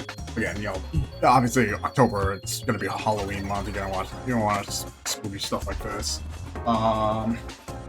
I don't actually have like many, if any, anime for the rest of the year after we finish Slayers, because usually when we do like anime watch-alongs, I usually just reserve it for like 2 seasons, like one in winter and then one in summer, which is what we've been doing for the last couple of years. Because it'd be too much to just have to do those back to back to back. But because I have so much stock and so many anniversaries and everything coming up, I'm thinking about, you know, yeah, and plenty more coming into November, December. Like, I can think of, like, God, maybe like a dozen movies in November alone that I want to watch. But, like, I'm thinking about doing, you know, like, double bill, like, double shot weekends, or, you know, one on Saturday and one on Sunday. I just need to see what the schedule is up to that point, but there's going to be a lot upcoming in November. I guarantee you guys. You know, Space Jam is coming up on its 30th in November. Well, Space Jam for its 30th. Yeah, so, Hush Hush, I may or may not actually have the next anime watch-along planned. It's not going to be this year, though, so I have it in stock, actually. I don't want to announce it until after we're done with Slayers, so just be on the lookout for that. But we're saving that for maybe next year. And, of course, yeah, again, shameless plug, if you're over 21, feel free to join the Discord. Honestly, if you're under 21, what the fuck are you doing here? Get out of my house. You already read the signs and read the rules when you coming in here, blood. But for the rest of you, always open to the good masses. And then, as per usual, because my hours aren't changing for Sundays, actually, no, I'm actually going to have Sundays off now. I'm going to miss having Fridays off, but I'll have Sundays off in full now, so don't need to take an after work nap on Sundays anymore. But yeah, again, same night, same time, same bat time, same bat channel. So, as always, again, for the update time.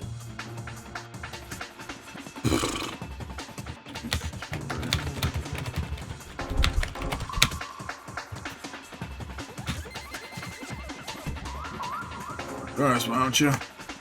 Honestly, look,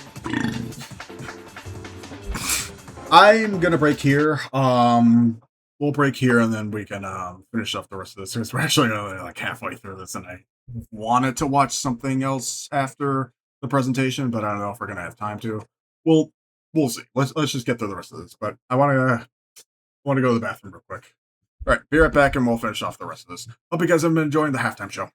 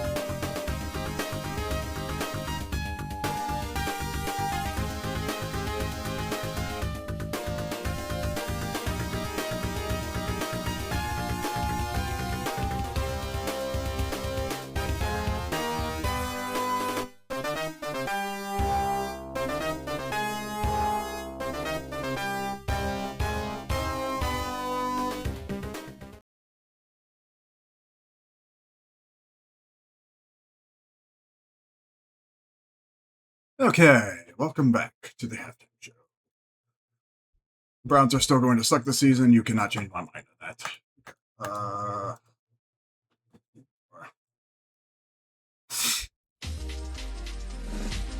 Okay, how many more of these we have? We have, yeah, not too much, but still.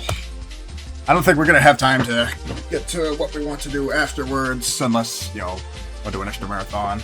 But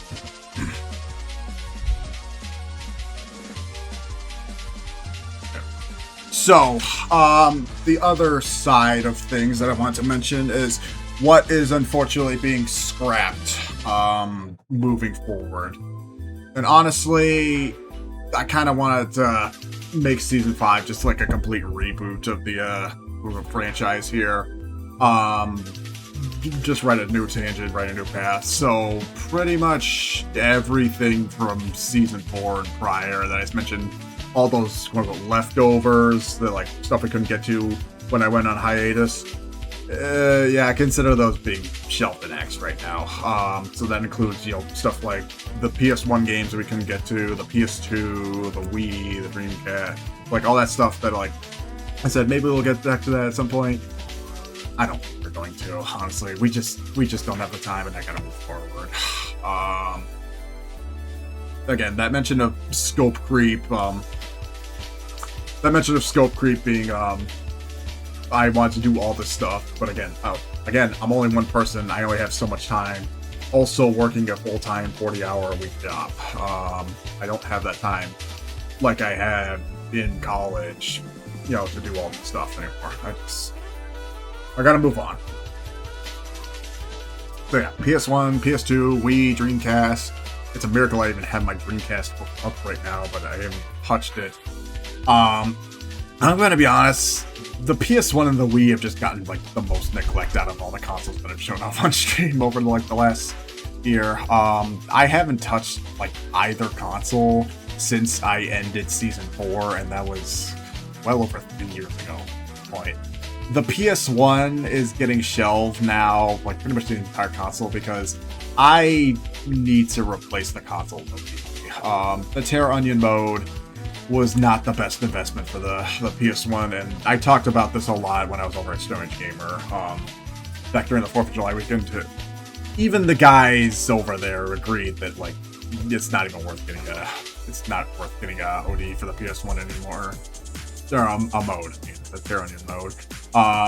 They did mention something called the Arc Station, which guy Tito from Macho Nacho did a quick overview on like a prototype of it. So that's technically in the works right now, and hopefully that gets to be better. And Stone Age Gamer management mentioned that they want to be like the first to jump on that. It's solderless replacement, so like I don't need to solder anything onto the board. So like plug and play, like GC loader and the other modes. So until that happens though, and unless like it's on a very special occasion, and technically I can still play PS1 games through my PS2, and I've got the mem card pro for it, which I just upgraded. Don't expect any PS1 content to be on stream anytime soon. Definitely not even like for the rest of this year.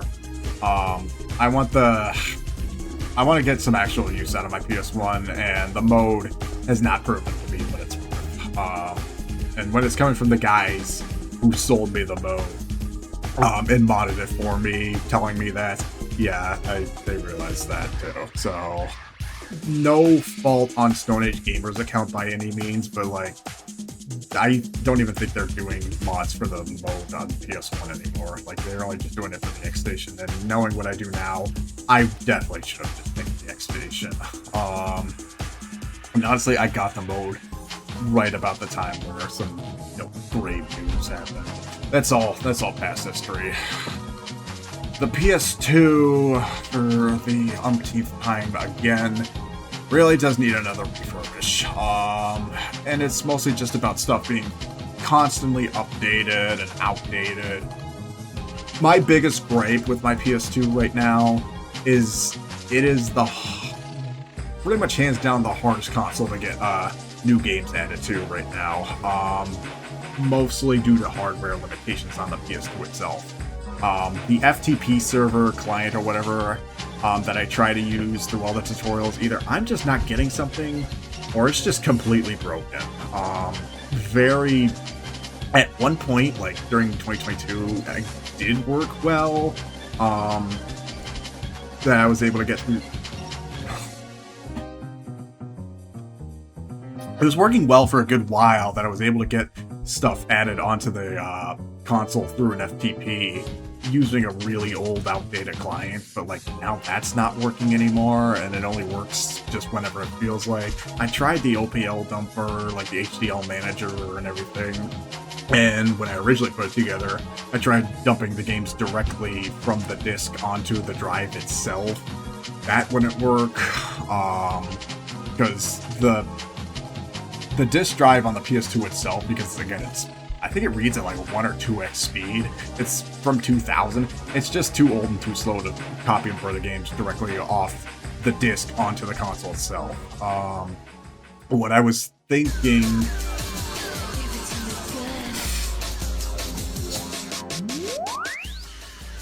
What I was thinking about doing, and what I mentioned with the OG Xbox earlier, is I might just take the disc, put it in my PC's disk drive and just burn it off of that, if I can do that. I haven't figured out a way, and honestly, I might need David to help me out, because David's also been tampering with like a new OPL, a new like bootloader. I want to get HD boot on the hard drive. There's also the translation of that broadband network, whatever thing.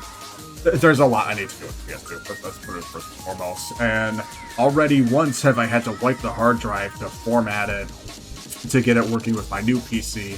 But like, what essentially I'm doing now to get PS2 games onto the console, it's all just been off of the archive, like there's both, again, the CD games that are like VinQ files, and then the DVD games that are ISO.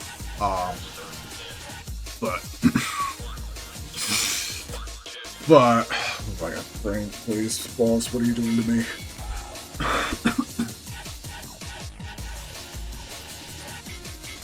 It's a mess to get those games over. Let's just put it at that. The Wii has also not been touched since I packed that thing up.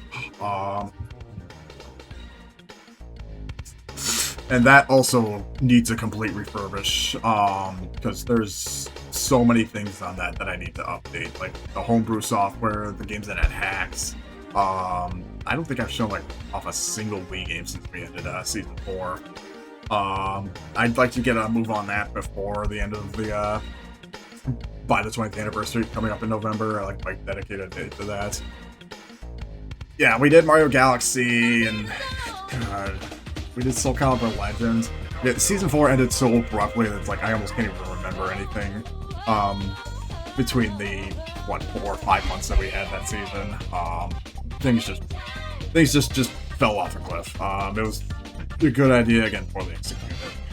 And then yeah, the Dreamcast, which this might actually be the easiest one to do right now, and it's just me just being incredibly lazy about doing it. Despite what I just said about the mode's still fine for the Dreamcast, until like another really good ODE comes out for that, or unless the DDMU or some better ODE comes out for that. I'm still sticking with the mode for my Dreamcast. But the ISO set list on the hard drive needs to be completely redone. Like, there's been new games, there's new translations, there's new prototypes, there's like new everything. I need to go through that again to get that reconfigured. And honestly, ever since I stopped playing PSO in like 2022, like early 2022, I pretty much haven't done anything with my Dreamcast. It's been too neglected. At least I've replaced the Dream Pie. Sorry, my throat's so dry. At least I've replaced the Dream Pie, gotten that up and refurbished again, so it can still go online. But like, now that Google support doesn't work with the Dreamcast web browsing anymore, David had something in mind that'll work with it. I need to look at that. And then another thing I had in mind is like, is there a permanent clock save for the Dreamcast now? Like, is there some mod that I can install or have somebody solder on that just has like have a better battery? Because even with the battery holder replacement that I have, the battery or the clock batteries, the clock still needs to be reset every time I turn the console on. And I'm sick of putting 2025s and 2032s in it to have that fixed every time. I thought it took its own proprietary batteries for the Dreamcast clock. I'm not sure. Anyways, the top 4 consoles, the PS1, PS2, they all need refurbishment. And I need a lot of time to dedicate to that. Like not even just like a weekend, like an entire week maybe, just grinding out and getting those things up and running together. Like there really isn't anything else I can do right now with the PS1. I'm just waiting for the new Wii to come out. The PS2, I mean that's gonna be a frustrating process, and then like the Wii and Dreamcast, I'm just sitting on right now.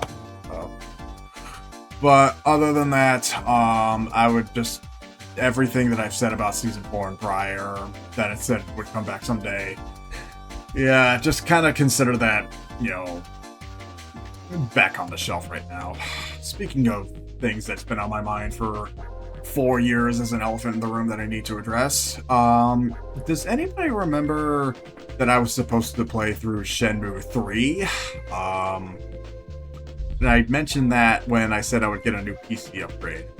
Well, if there hasn't been an announcement in about 4 years for that, I hate to drop bombs. We're not finished.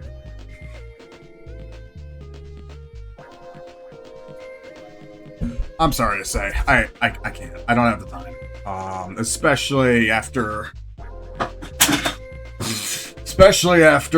what happened between January and April this year. That I just said I don't want to play through a game of that length or even anywhere remotely like that for the rest of the year.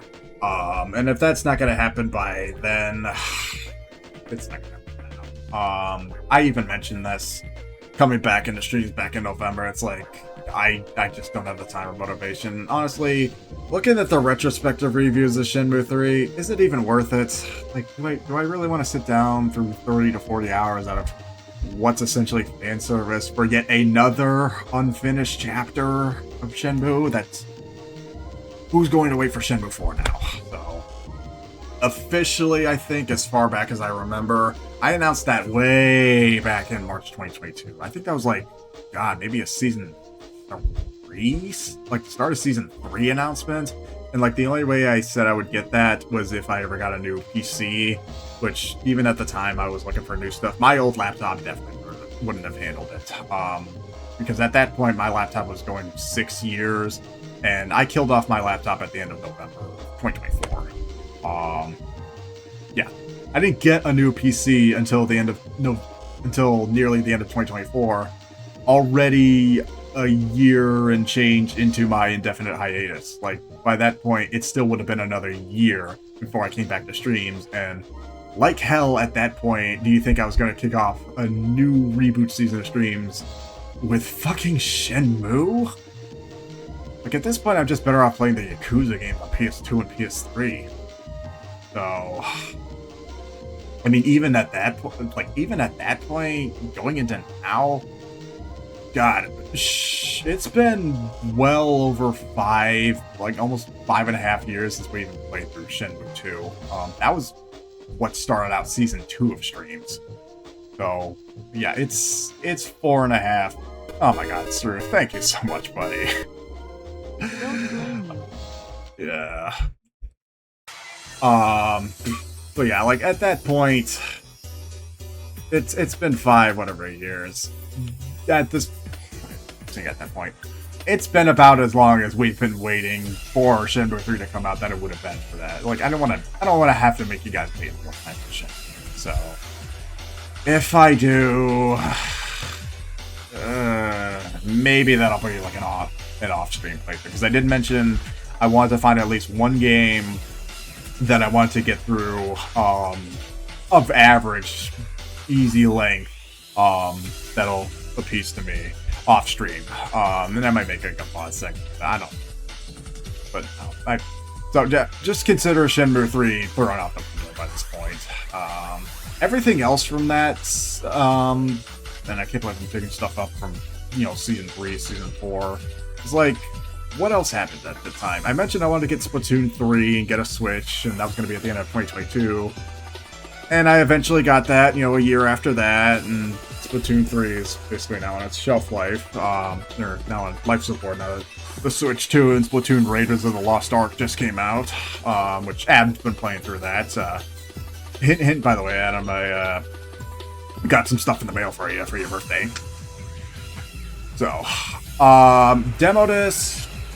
I love doing those on PS1 and PS2, but like now that I'm not really doing PS1, PS2 stuff as much right now because again, PS1's being shelved indefinitely, and PS2, I don't know. We're gonna hold off on doing some demo discs for now because again, we're into 7th generation, going into late 2000s or late 2010s. Demo discs are a dying fad by this point. There were still a few left on 360 and a bunch more on OG Xbox, so unless it's going to be like a special one-off... Unless it's going to be like a special one-off for like OG Xbox or 360, or if I get to any other point, I'm pretty sure demo discs. I might do some Xbox demo, and I just thought about this like earlier today. Maybe like for the Xbox's 25th anniversary, we can go back and do a couple demos, because I do have some of those exhibition demo discs. We could do a playthrough of those for, you know, that. But other than that, no. And again, unless I just pick up one on the random. I know this is also a dead announcement, and, you know, I mentioned this earlier, but for anybody who was ever asking if I'm ever going to come back to Phantasy Star Online, no, I'm done. I'm enjoying my retirement, and no other RPG replacements is going to be planned due to, you know, state the obvious and what the hell I just said about Shenmue 3. I don't have the time, and I don't have the energy. I mean, like, can you imagine me playing World of Warcraft or whatever after its peak? Just making some points. There was an announcement late last night and earlier today that I did see, and I posted this in the Discord. Funny enough, because of that, Luke and the Insignia dev team were kind of getting a little bit of a burnt out from having to work on, you know, the next steps for getting the EA servers back on for Insignia for OGX and working on some 360. So just out of the blue, out of the whim. In fact, we can actually look at this together. This together.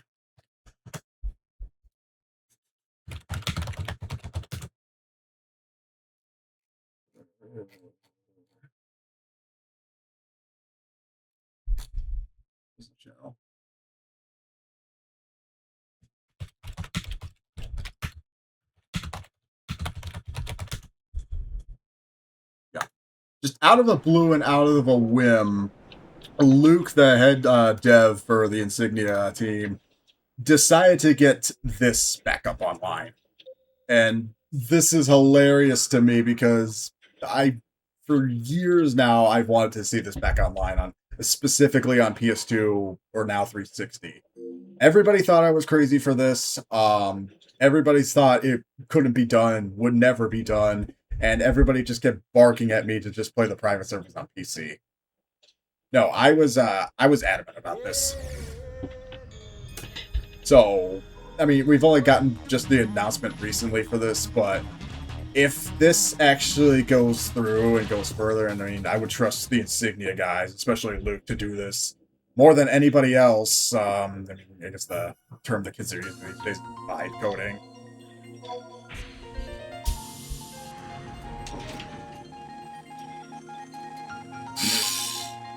I don't even know how this is being possible. I mean, I knew it was possible, I just didn't know how.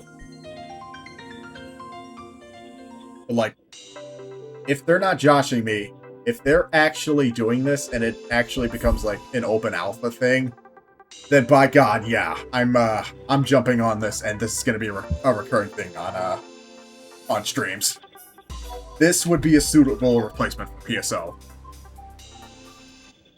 Final fucking Fantasy 11 on PS2. A game that hasn't seen life on this console in 11 years. This is all real, by the way.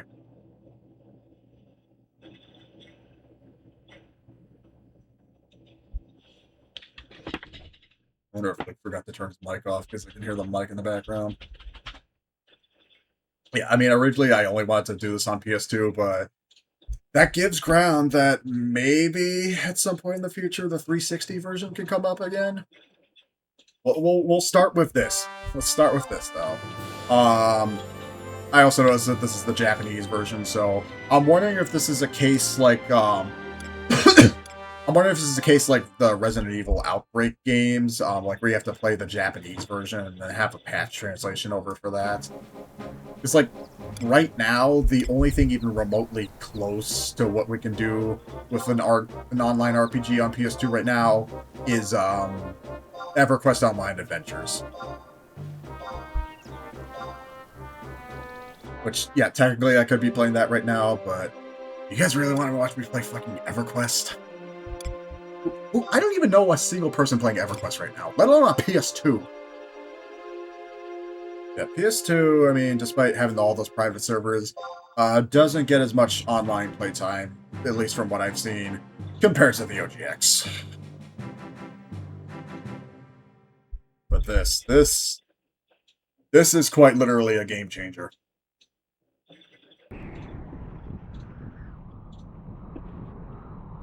Hell, I mean, if this goes well enough, I might even import, like, the official PS2 keyboard and mouse for this.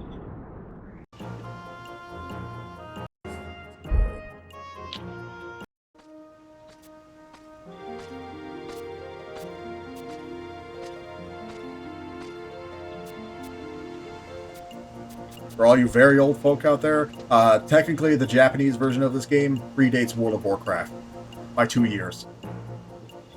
I want to say we got this overseas here right around the same time World of Warcraft release, like November 04. Yeah, when did we get Final Fantasy 11 here? And it was 04. When in 04? March 2004. Okay, we first got it on PC October 03, then March 04, and then no PS3 release for some reason. It was only on the 360.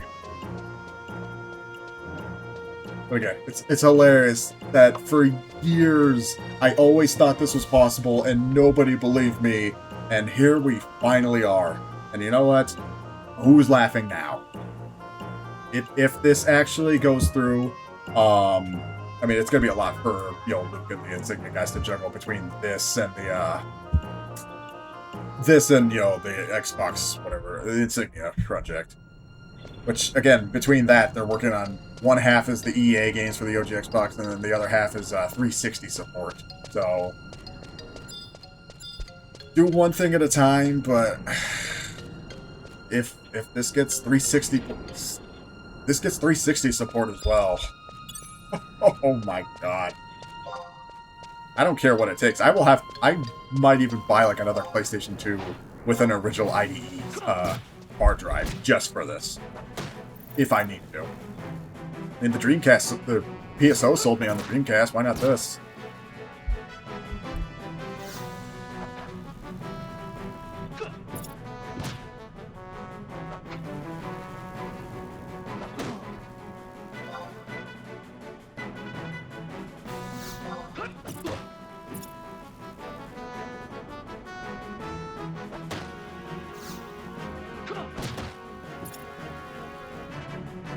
And very much I'm willing to bet the private servers for this would be free.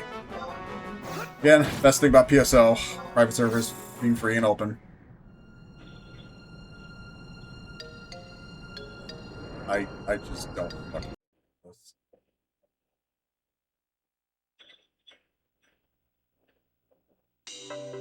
It's so good to hear the Play Online soundtrack being actually played on PS2 as well.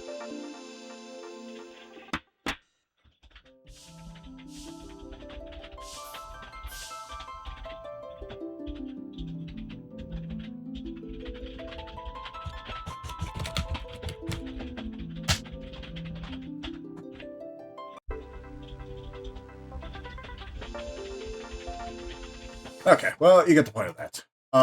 So yeah, going back into this. Where are we? Yeah, only list Final Fantasy 11. And again, I literally wrote this like last night, and I just got the announcement for that the night after. So what perfect coincidental timing.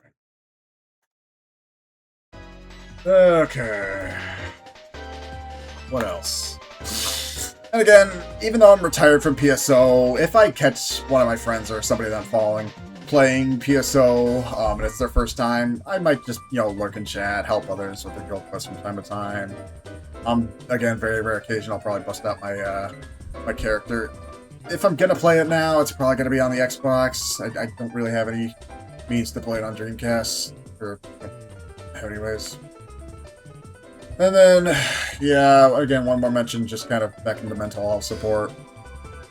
As I've always said, again, full-time adult, so all the stuff that I'm doing here tonight and what we have planned, this is going to be on the back burner because I have to focus on myself first, if that's very fair.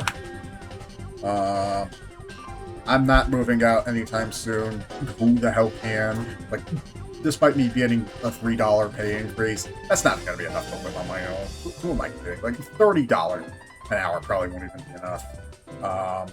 But yeah, I'm just going to have to realize, unless, a meteor strikes and I inherit a $17 billion, yeah, no, this is going to stay for who knows how long. But, you know what? I'm enjoying what I have while it lasts. More money, more problems, like the old Biggie Small says.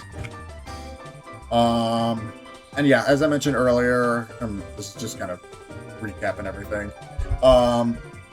I just like doing long plays more than one-off streams like this. Like every once in a while, yeah, I'll make a separate occasion unless something new comes up, or I do like a retrospective series. But doing long plays gives me more material to work with, honestly, than just kind of trying to think how do I squeeze in so many hours into so many topics and games. But yeah, that's essentially what it's gonna be. For the rest of the season, yeah, we're still gonna be doing PS3 and 360 as a main focus. Maybe a new console here and there every once in a while. And then of course the weekends are gonna be for VCR streams. And that's what I've got on my plate right now. Oh, you guys ready for this? That being said, after all the console upgrades and everything, who's ready for yet another new console upgrade planned? So, I had this planned way in advance that I already knew what order of operations I wanted to do this with. I just needed to find what was the best way to do this, what was the best upgrade, who can I do it with, and I think I've got something already planned in mind. So, anybody want to take a wild guess?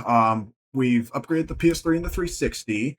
I've got my PS2, my Xbox, my Dreamcast, my NES, my N64, my PS1, soon to be Super Famicom and Super Nintendo and Genesis. I'm always looking for new hardware. Anybody want to take a shot in the dark what our next thing is going to be officially? And yeah, I'm announcing this now before we even start the next season. After all the shit that I just announced and whatnot. Well, if it didn't occur to you, well, let me tell you what the next thing's gonna be. It's out there, folks.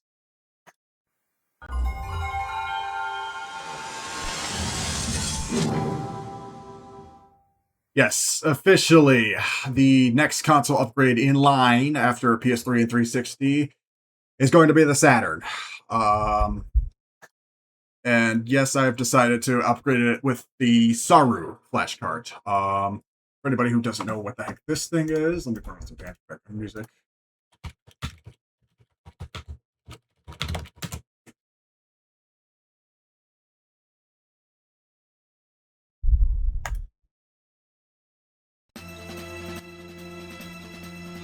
Fitting, ain't it? Yes. I had this planned way far in advance, but it was the PS3 and 360's turn this year, and this eventually was going to be the next logical step. It wasn't going to be this, it was either going to be Super Nintendo or Genesis, and I didn't want to have to make the choice between my two favorite kids. So this was just the next logical step. we have so many ODEs and ways to play Saturn games on physical console now. Like, I've never seen a console have more ODEs for one system than the Saturn. Like, it started out with Re and Phoebe, if anybody remembers those. Then there was the Fenrir, the Sadiator. Mode was originally made for the Saturn in mind, and the Dreamcast. Like, I need more than 5 fingers to count how many ODs and everything we have.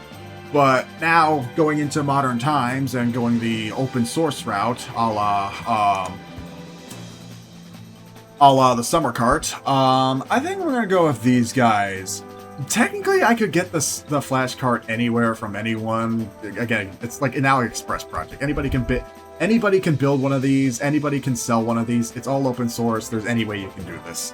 I just trust Kaiko to do this because these were the guys who sold my original PS2 free McBoot card when I first modded the PS2. And I bought my N64 Summer Cart off of Amazon.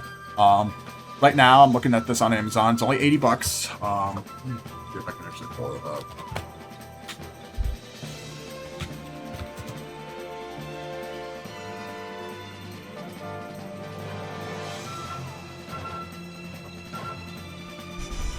Yeah, and Saturn stuff has also been more prominent than ever, too. I know a couple guys who have been working on some Saturn translations. It just makes the most logical sense to do this right now.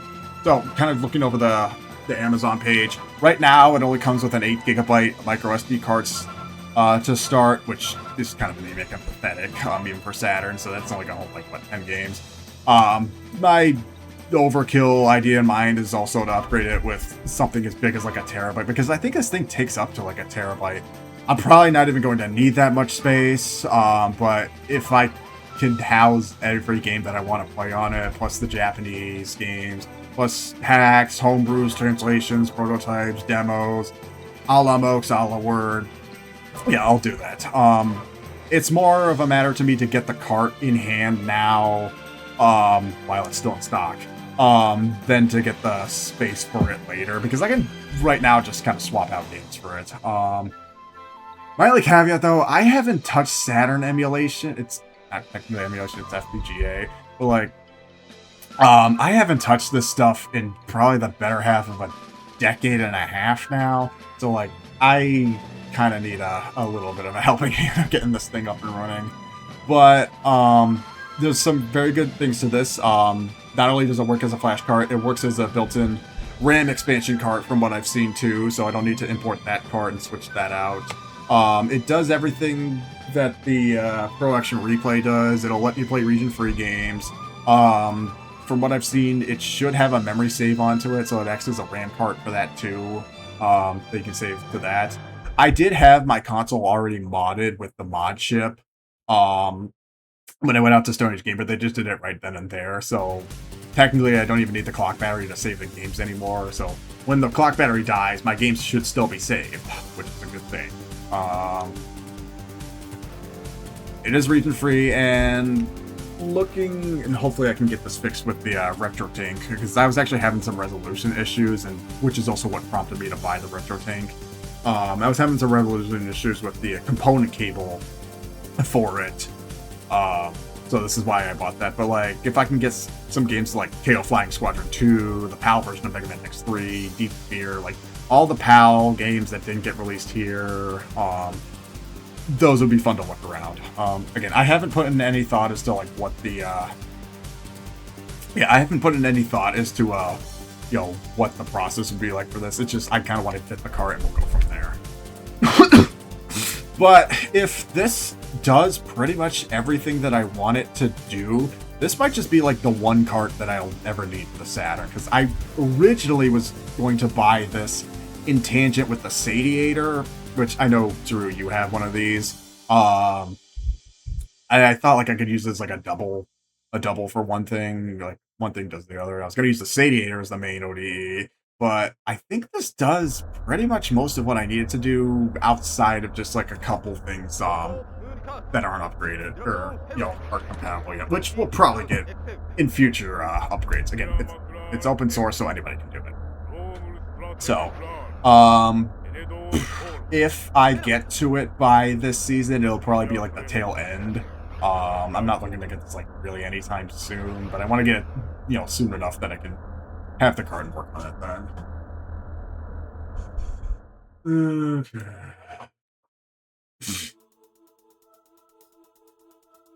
Homebrew release on a card double. Yeah, and that's the other thing that I noticed is like technically the netlink support is on a separate card. So unless Kaiko themselves makes like a card that has netlink support like this, which again, the netlink support for the Saturn, other than just like the web browser, it only supports like 5 games, and 3 of those are Bomberman, Duke Nukem 3D, and Daytona USA. So, how much is it worth it, really? Who the hell else is playing Saturn Bomberman online these days on actual hardware? So, okay. I would imagine like Virtual On or Bulk Slash is probably one of those games. So, I'm not going to worry about this as the main focus now, because obviously we have the PS3 and 360 to worry about. So, end of this season, going into next season. So that's why I put it on the tangent for like, you know, late this year, going into January next year is probably what will show this off if I get to it. And then yeah, very special thanks to Falling. There was so many people that I could have listed here that I just had to pick, you know, like 4 or 5. 4 or 5 to get this down.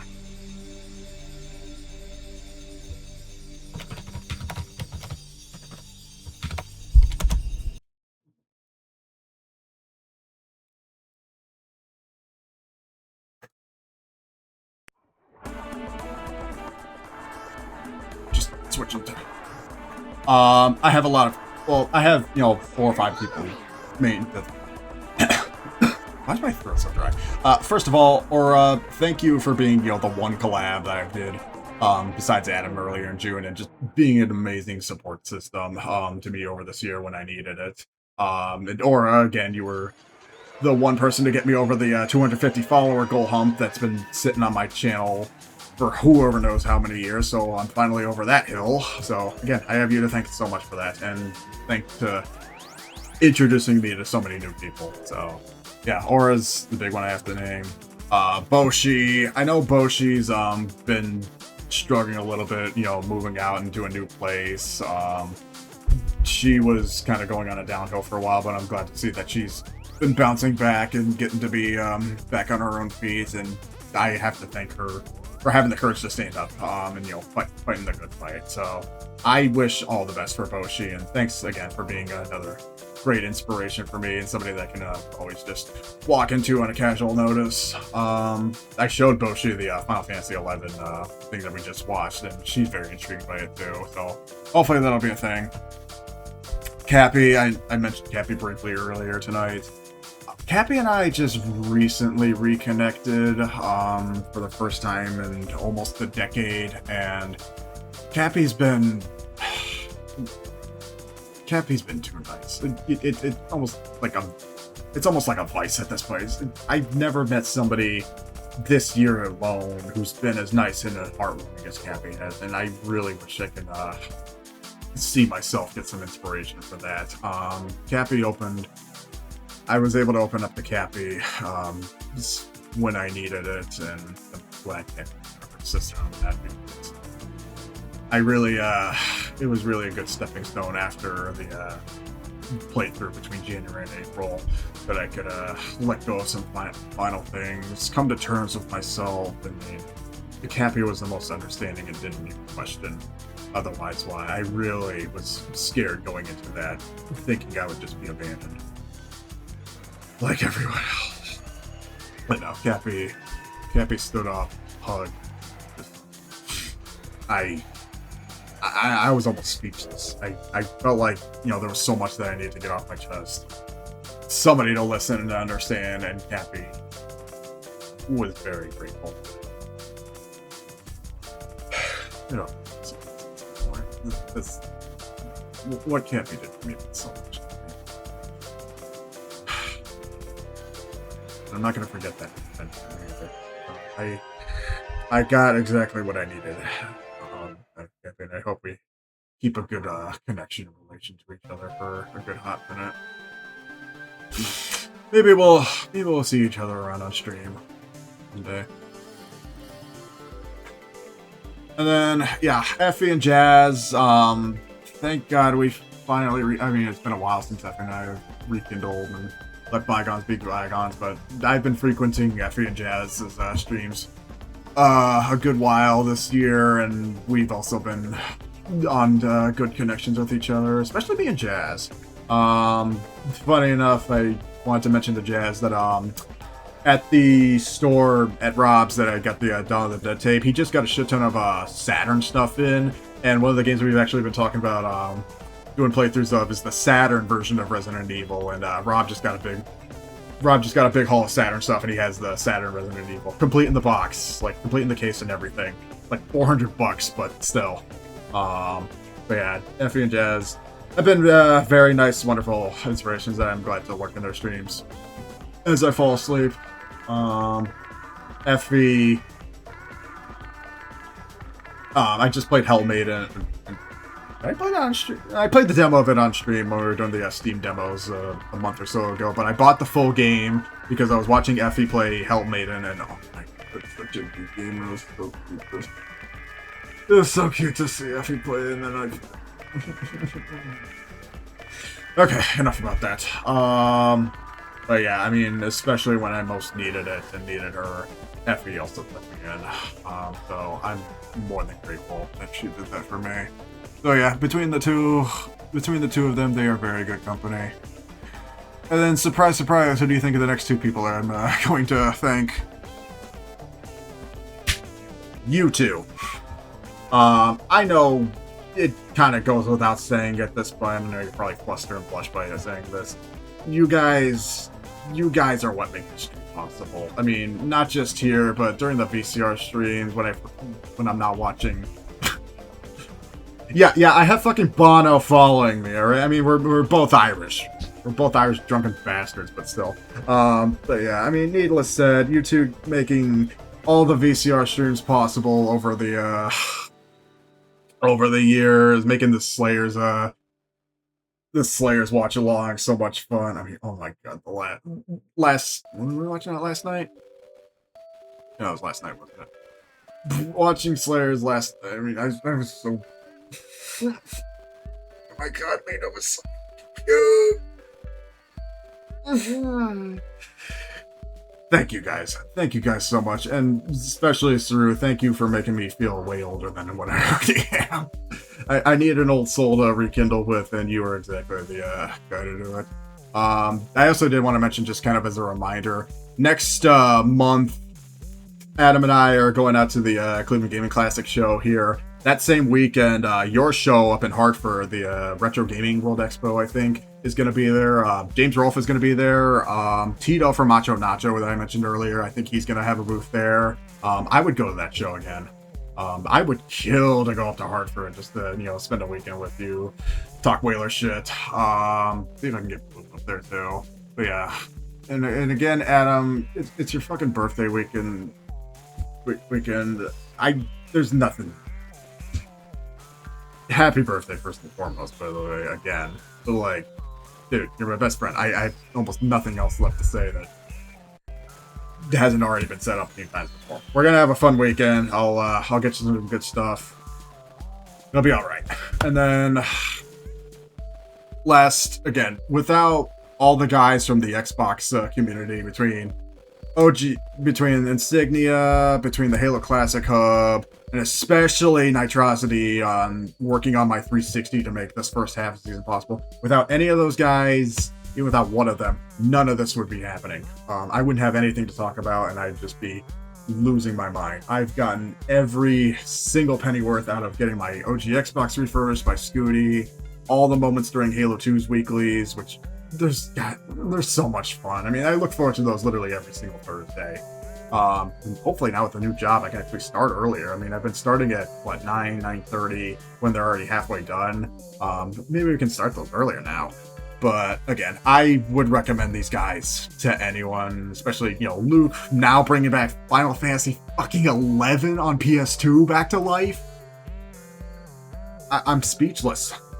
Like, these guys are what make the stream possible. The Halo Classic Hub guys were actually just at Southeast Game Exchange last month. It was like late last month, earlier this month, so they had a good presentation there. And again, just for everybody who's come here, even for 5 minutes, Lurk, followed, Saru, thank you so much for the sub. I didn't even ask for it. You didn't even have to do that. And again, I have nothing to offer you, but you still did that out of your generosity.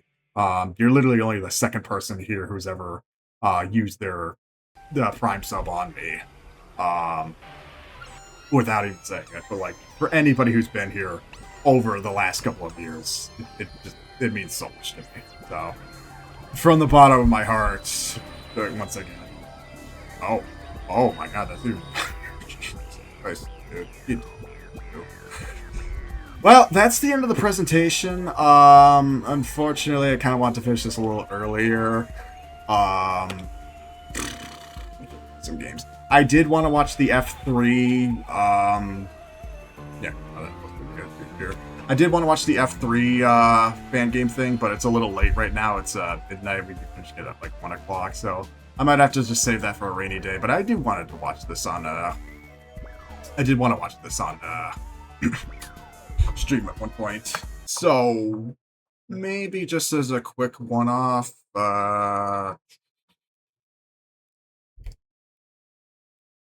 Yeah, just as a quick one-off. Let's.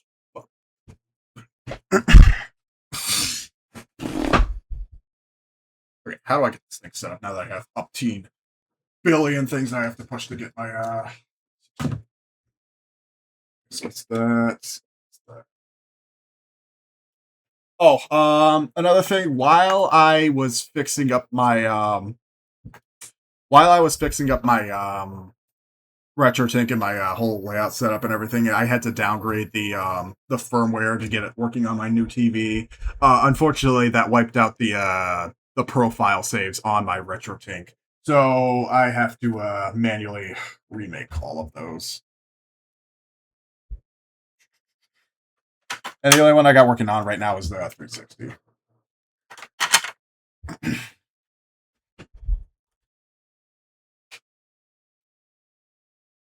Okay. We're essentially done. Oh, and one more. Sorry, I keep forgetting. Now the HDMI box needs to be plugged in. And one, two. Oh my god, please do not have the convoluted, complicated setup that I do.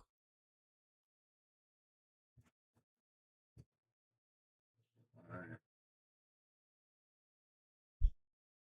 Now what?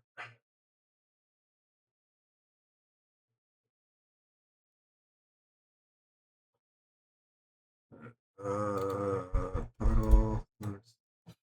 We'll just do a quick one game tonight.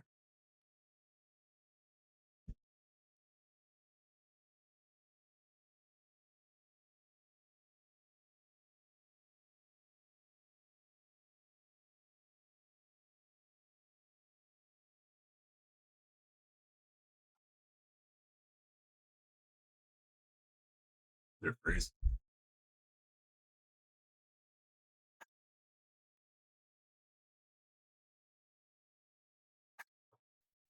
Let's.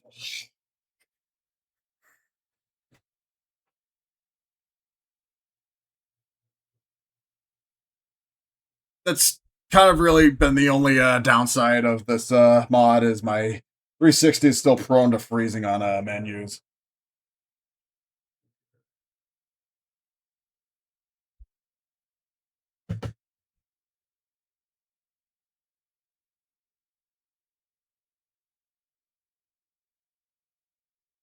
Why is there no audio?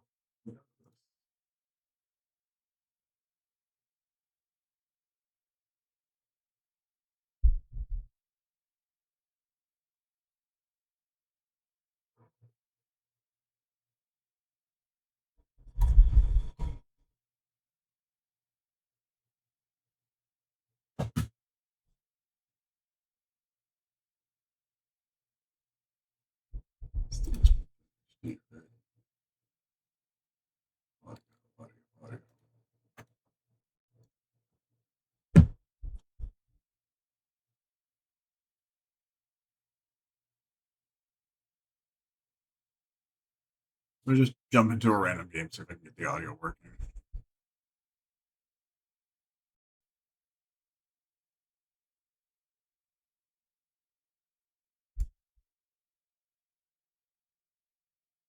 Hi, Hata-san.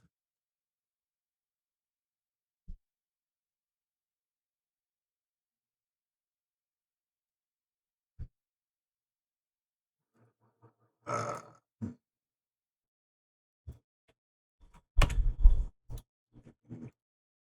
oh,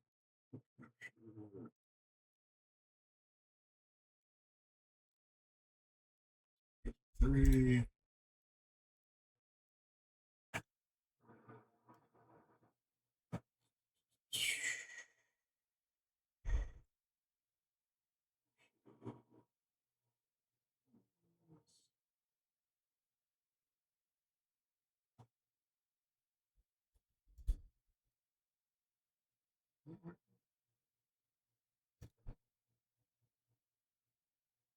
Okay, hold on.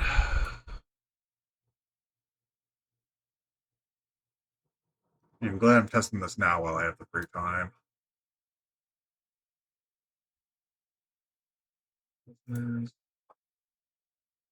Yeah, no, the audio from the capture. This is what I'm trying to figure out. Hmm.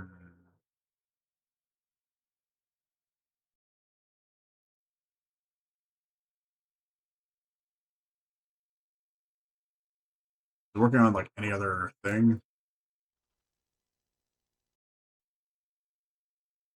No.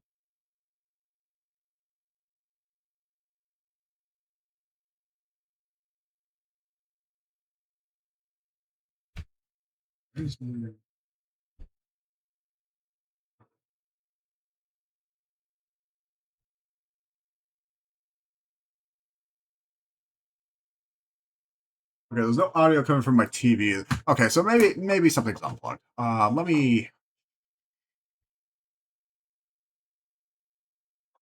give me 1 quick second. This might get loud, by the way, just sporadically. Just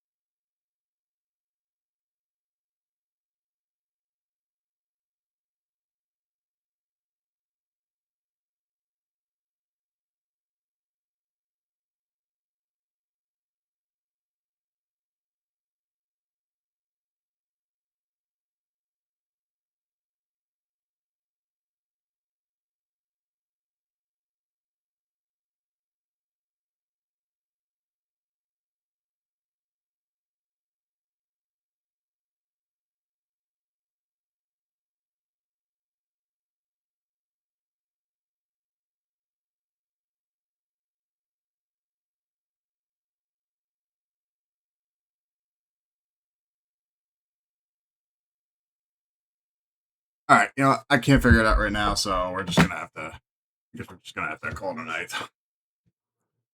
I'll tinker out with it later on stream. But yeah, we are done anyways. Again, thanks Adam for stopping by.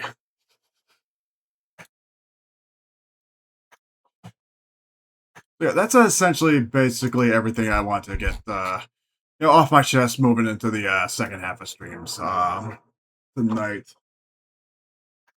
I think we did well enough with given the time frame that we had. So yeah, I mean, just kind of the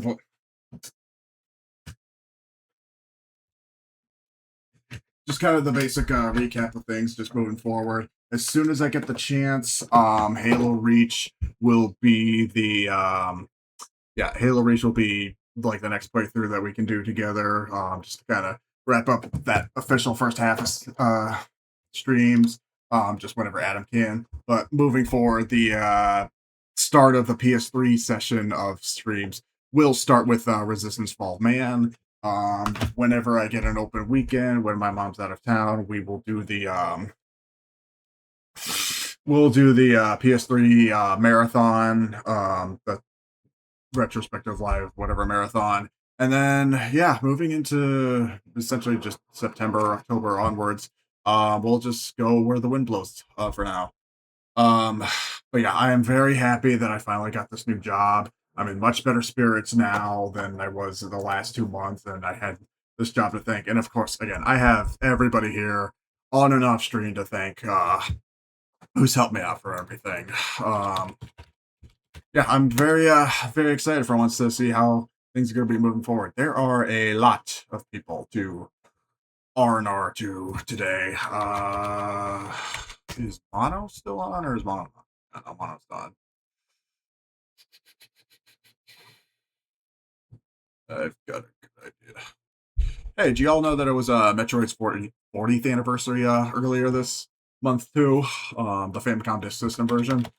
Let's go give good old Clueless Catboy what's her look. So yeah, Laha's doing some Metroid 40th anniversary runs, and we'll take it from there. All right. I don't know exactly when I'm gonna start doing Resistance Fall Man. It's probably not gonna be this week because I want to finish up this last week of work. So maybe starting like next week. We'll get into that. But again, yeah, I'm gonna be busy with Adam this upcoming weekend. Another round of Slayers for next Sunday. And again, if people are playing Halo 2 on Thursday, we'll do that. All right. I'm done. Let's go meet the family. Take care, folks. Good night. Thank you so much all for making this return happen for better and worse times. I promise things are going to get better, and I'm for once looking optimistic to it. Go Brownies.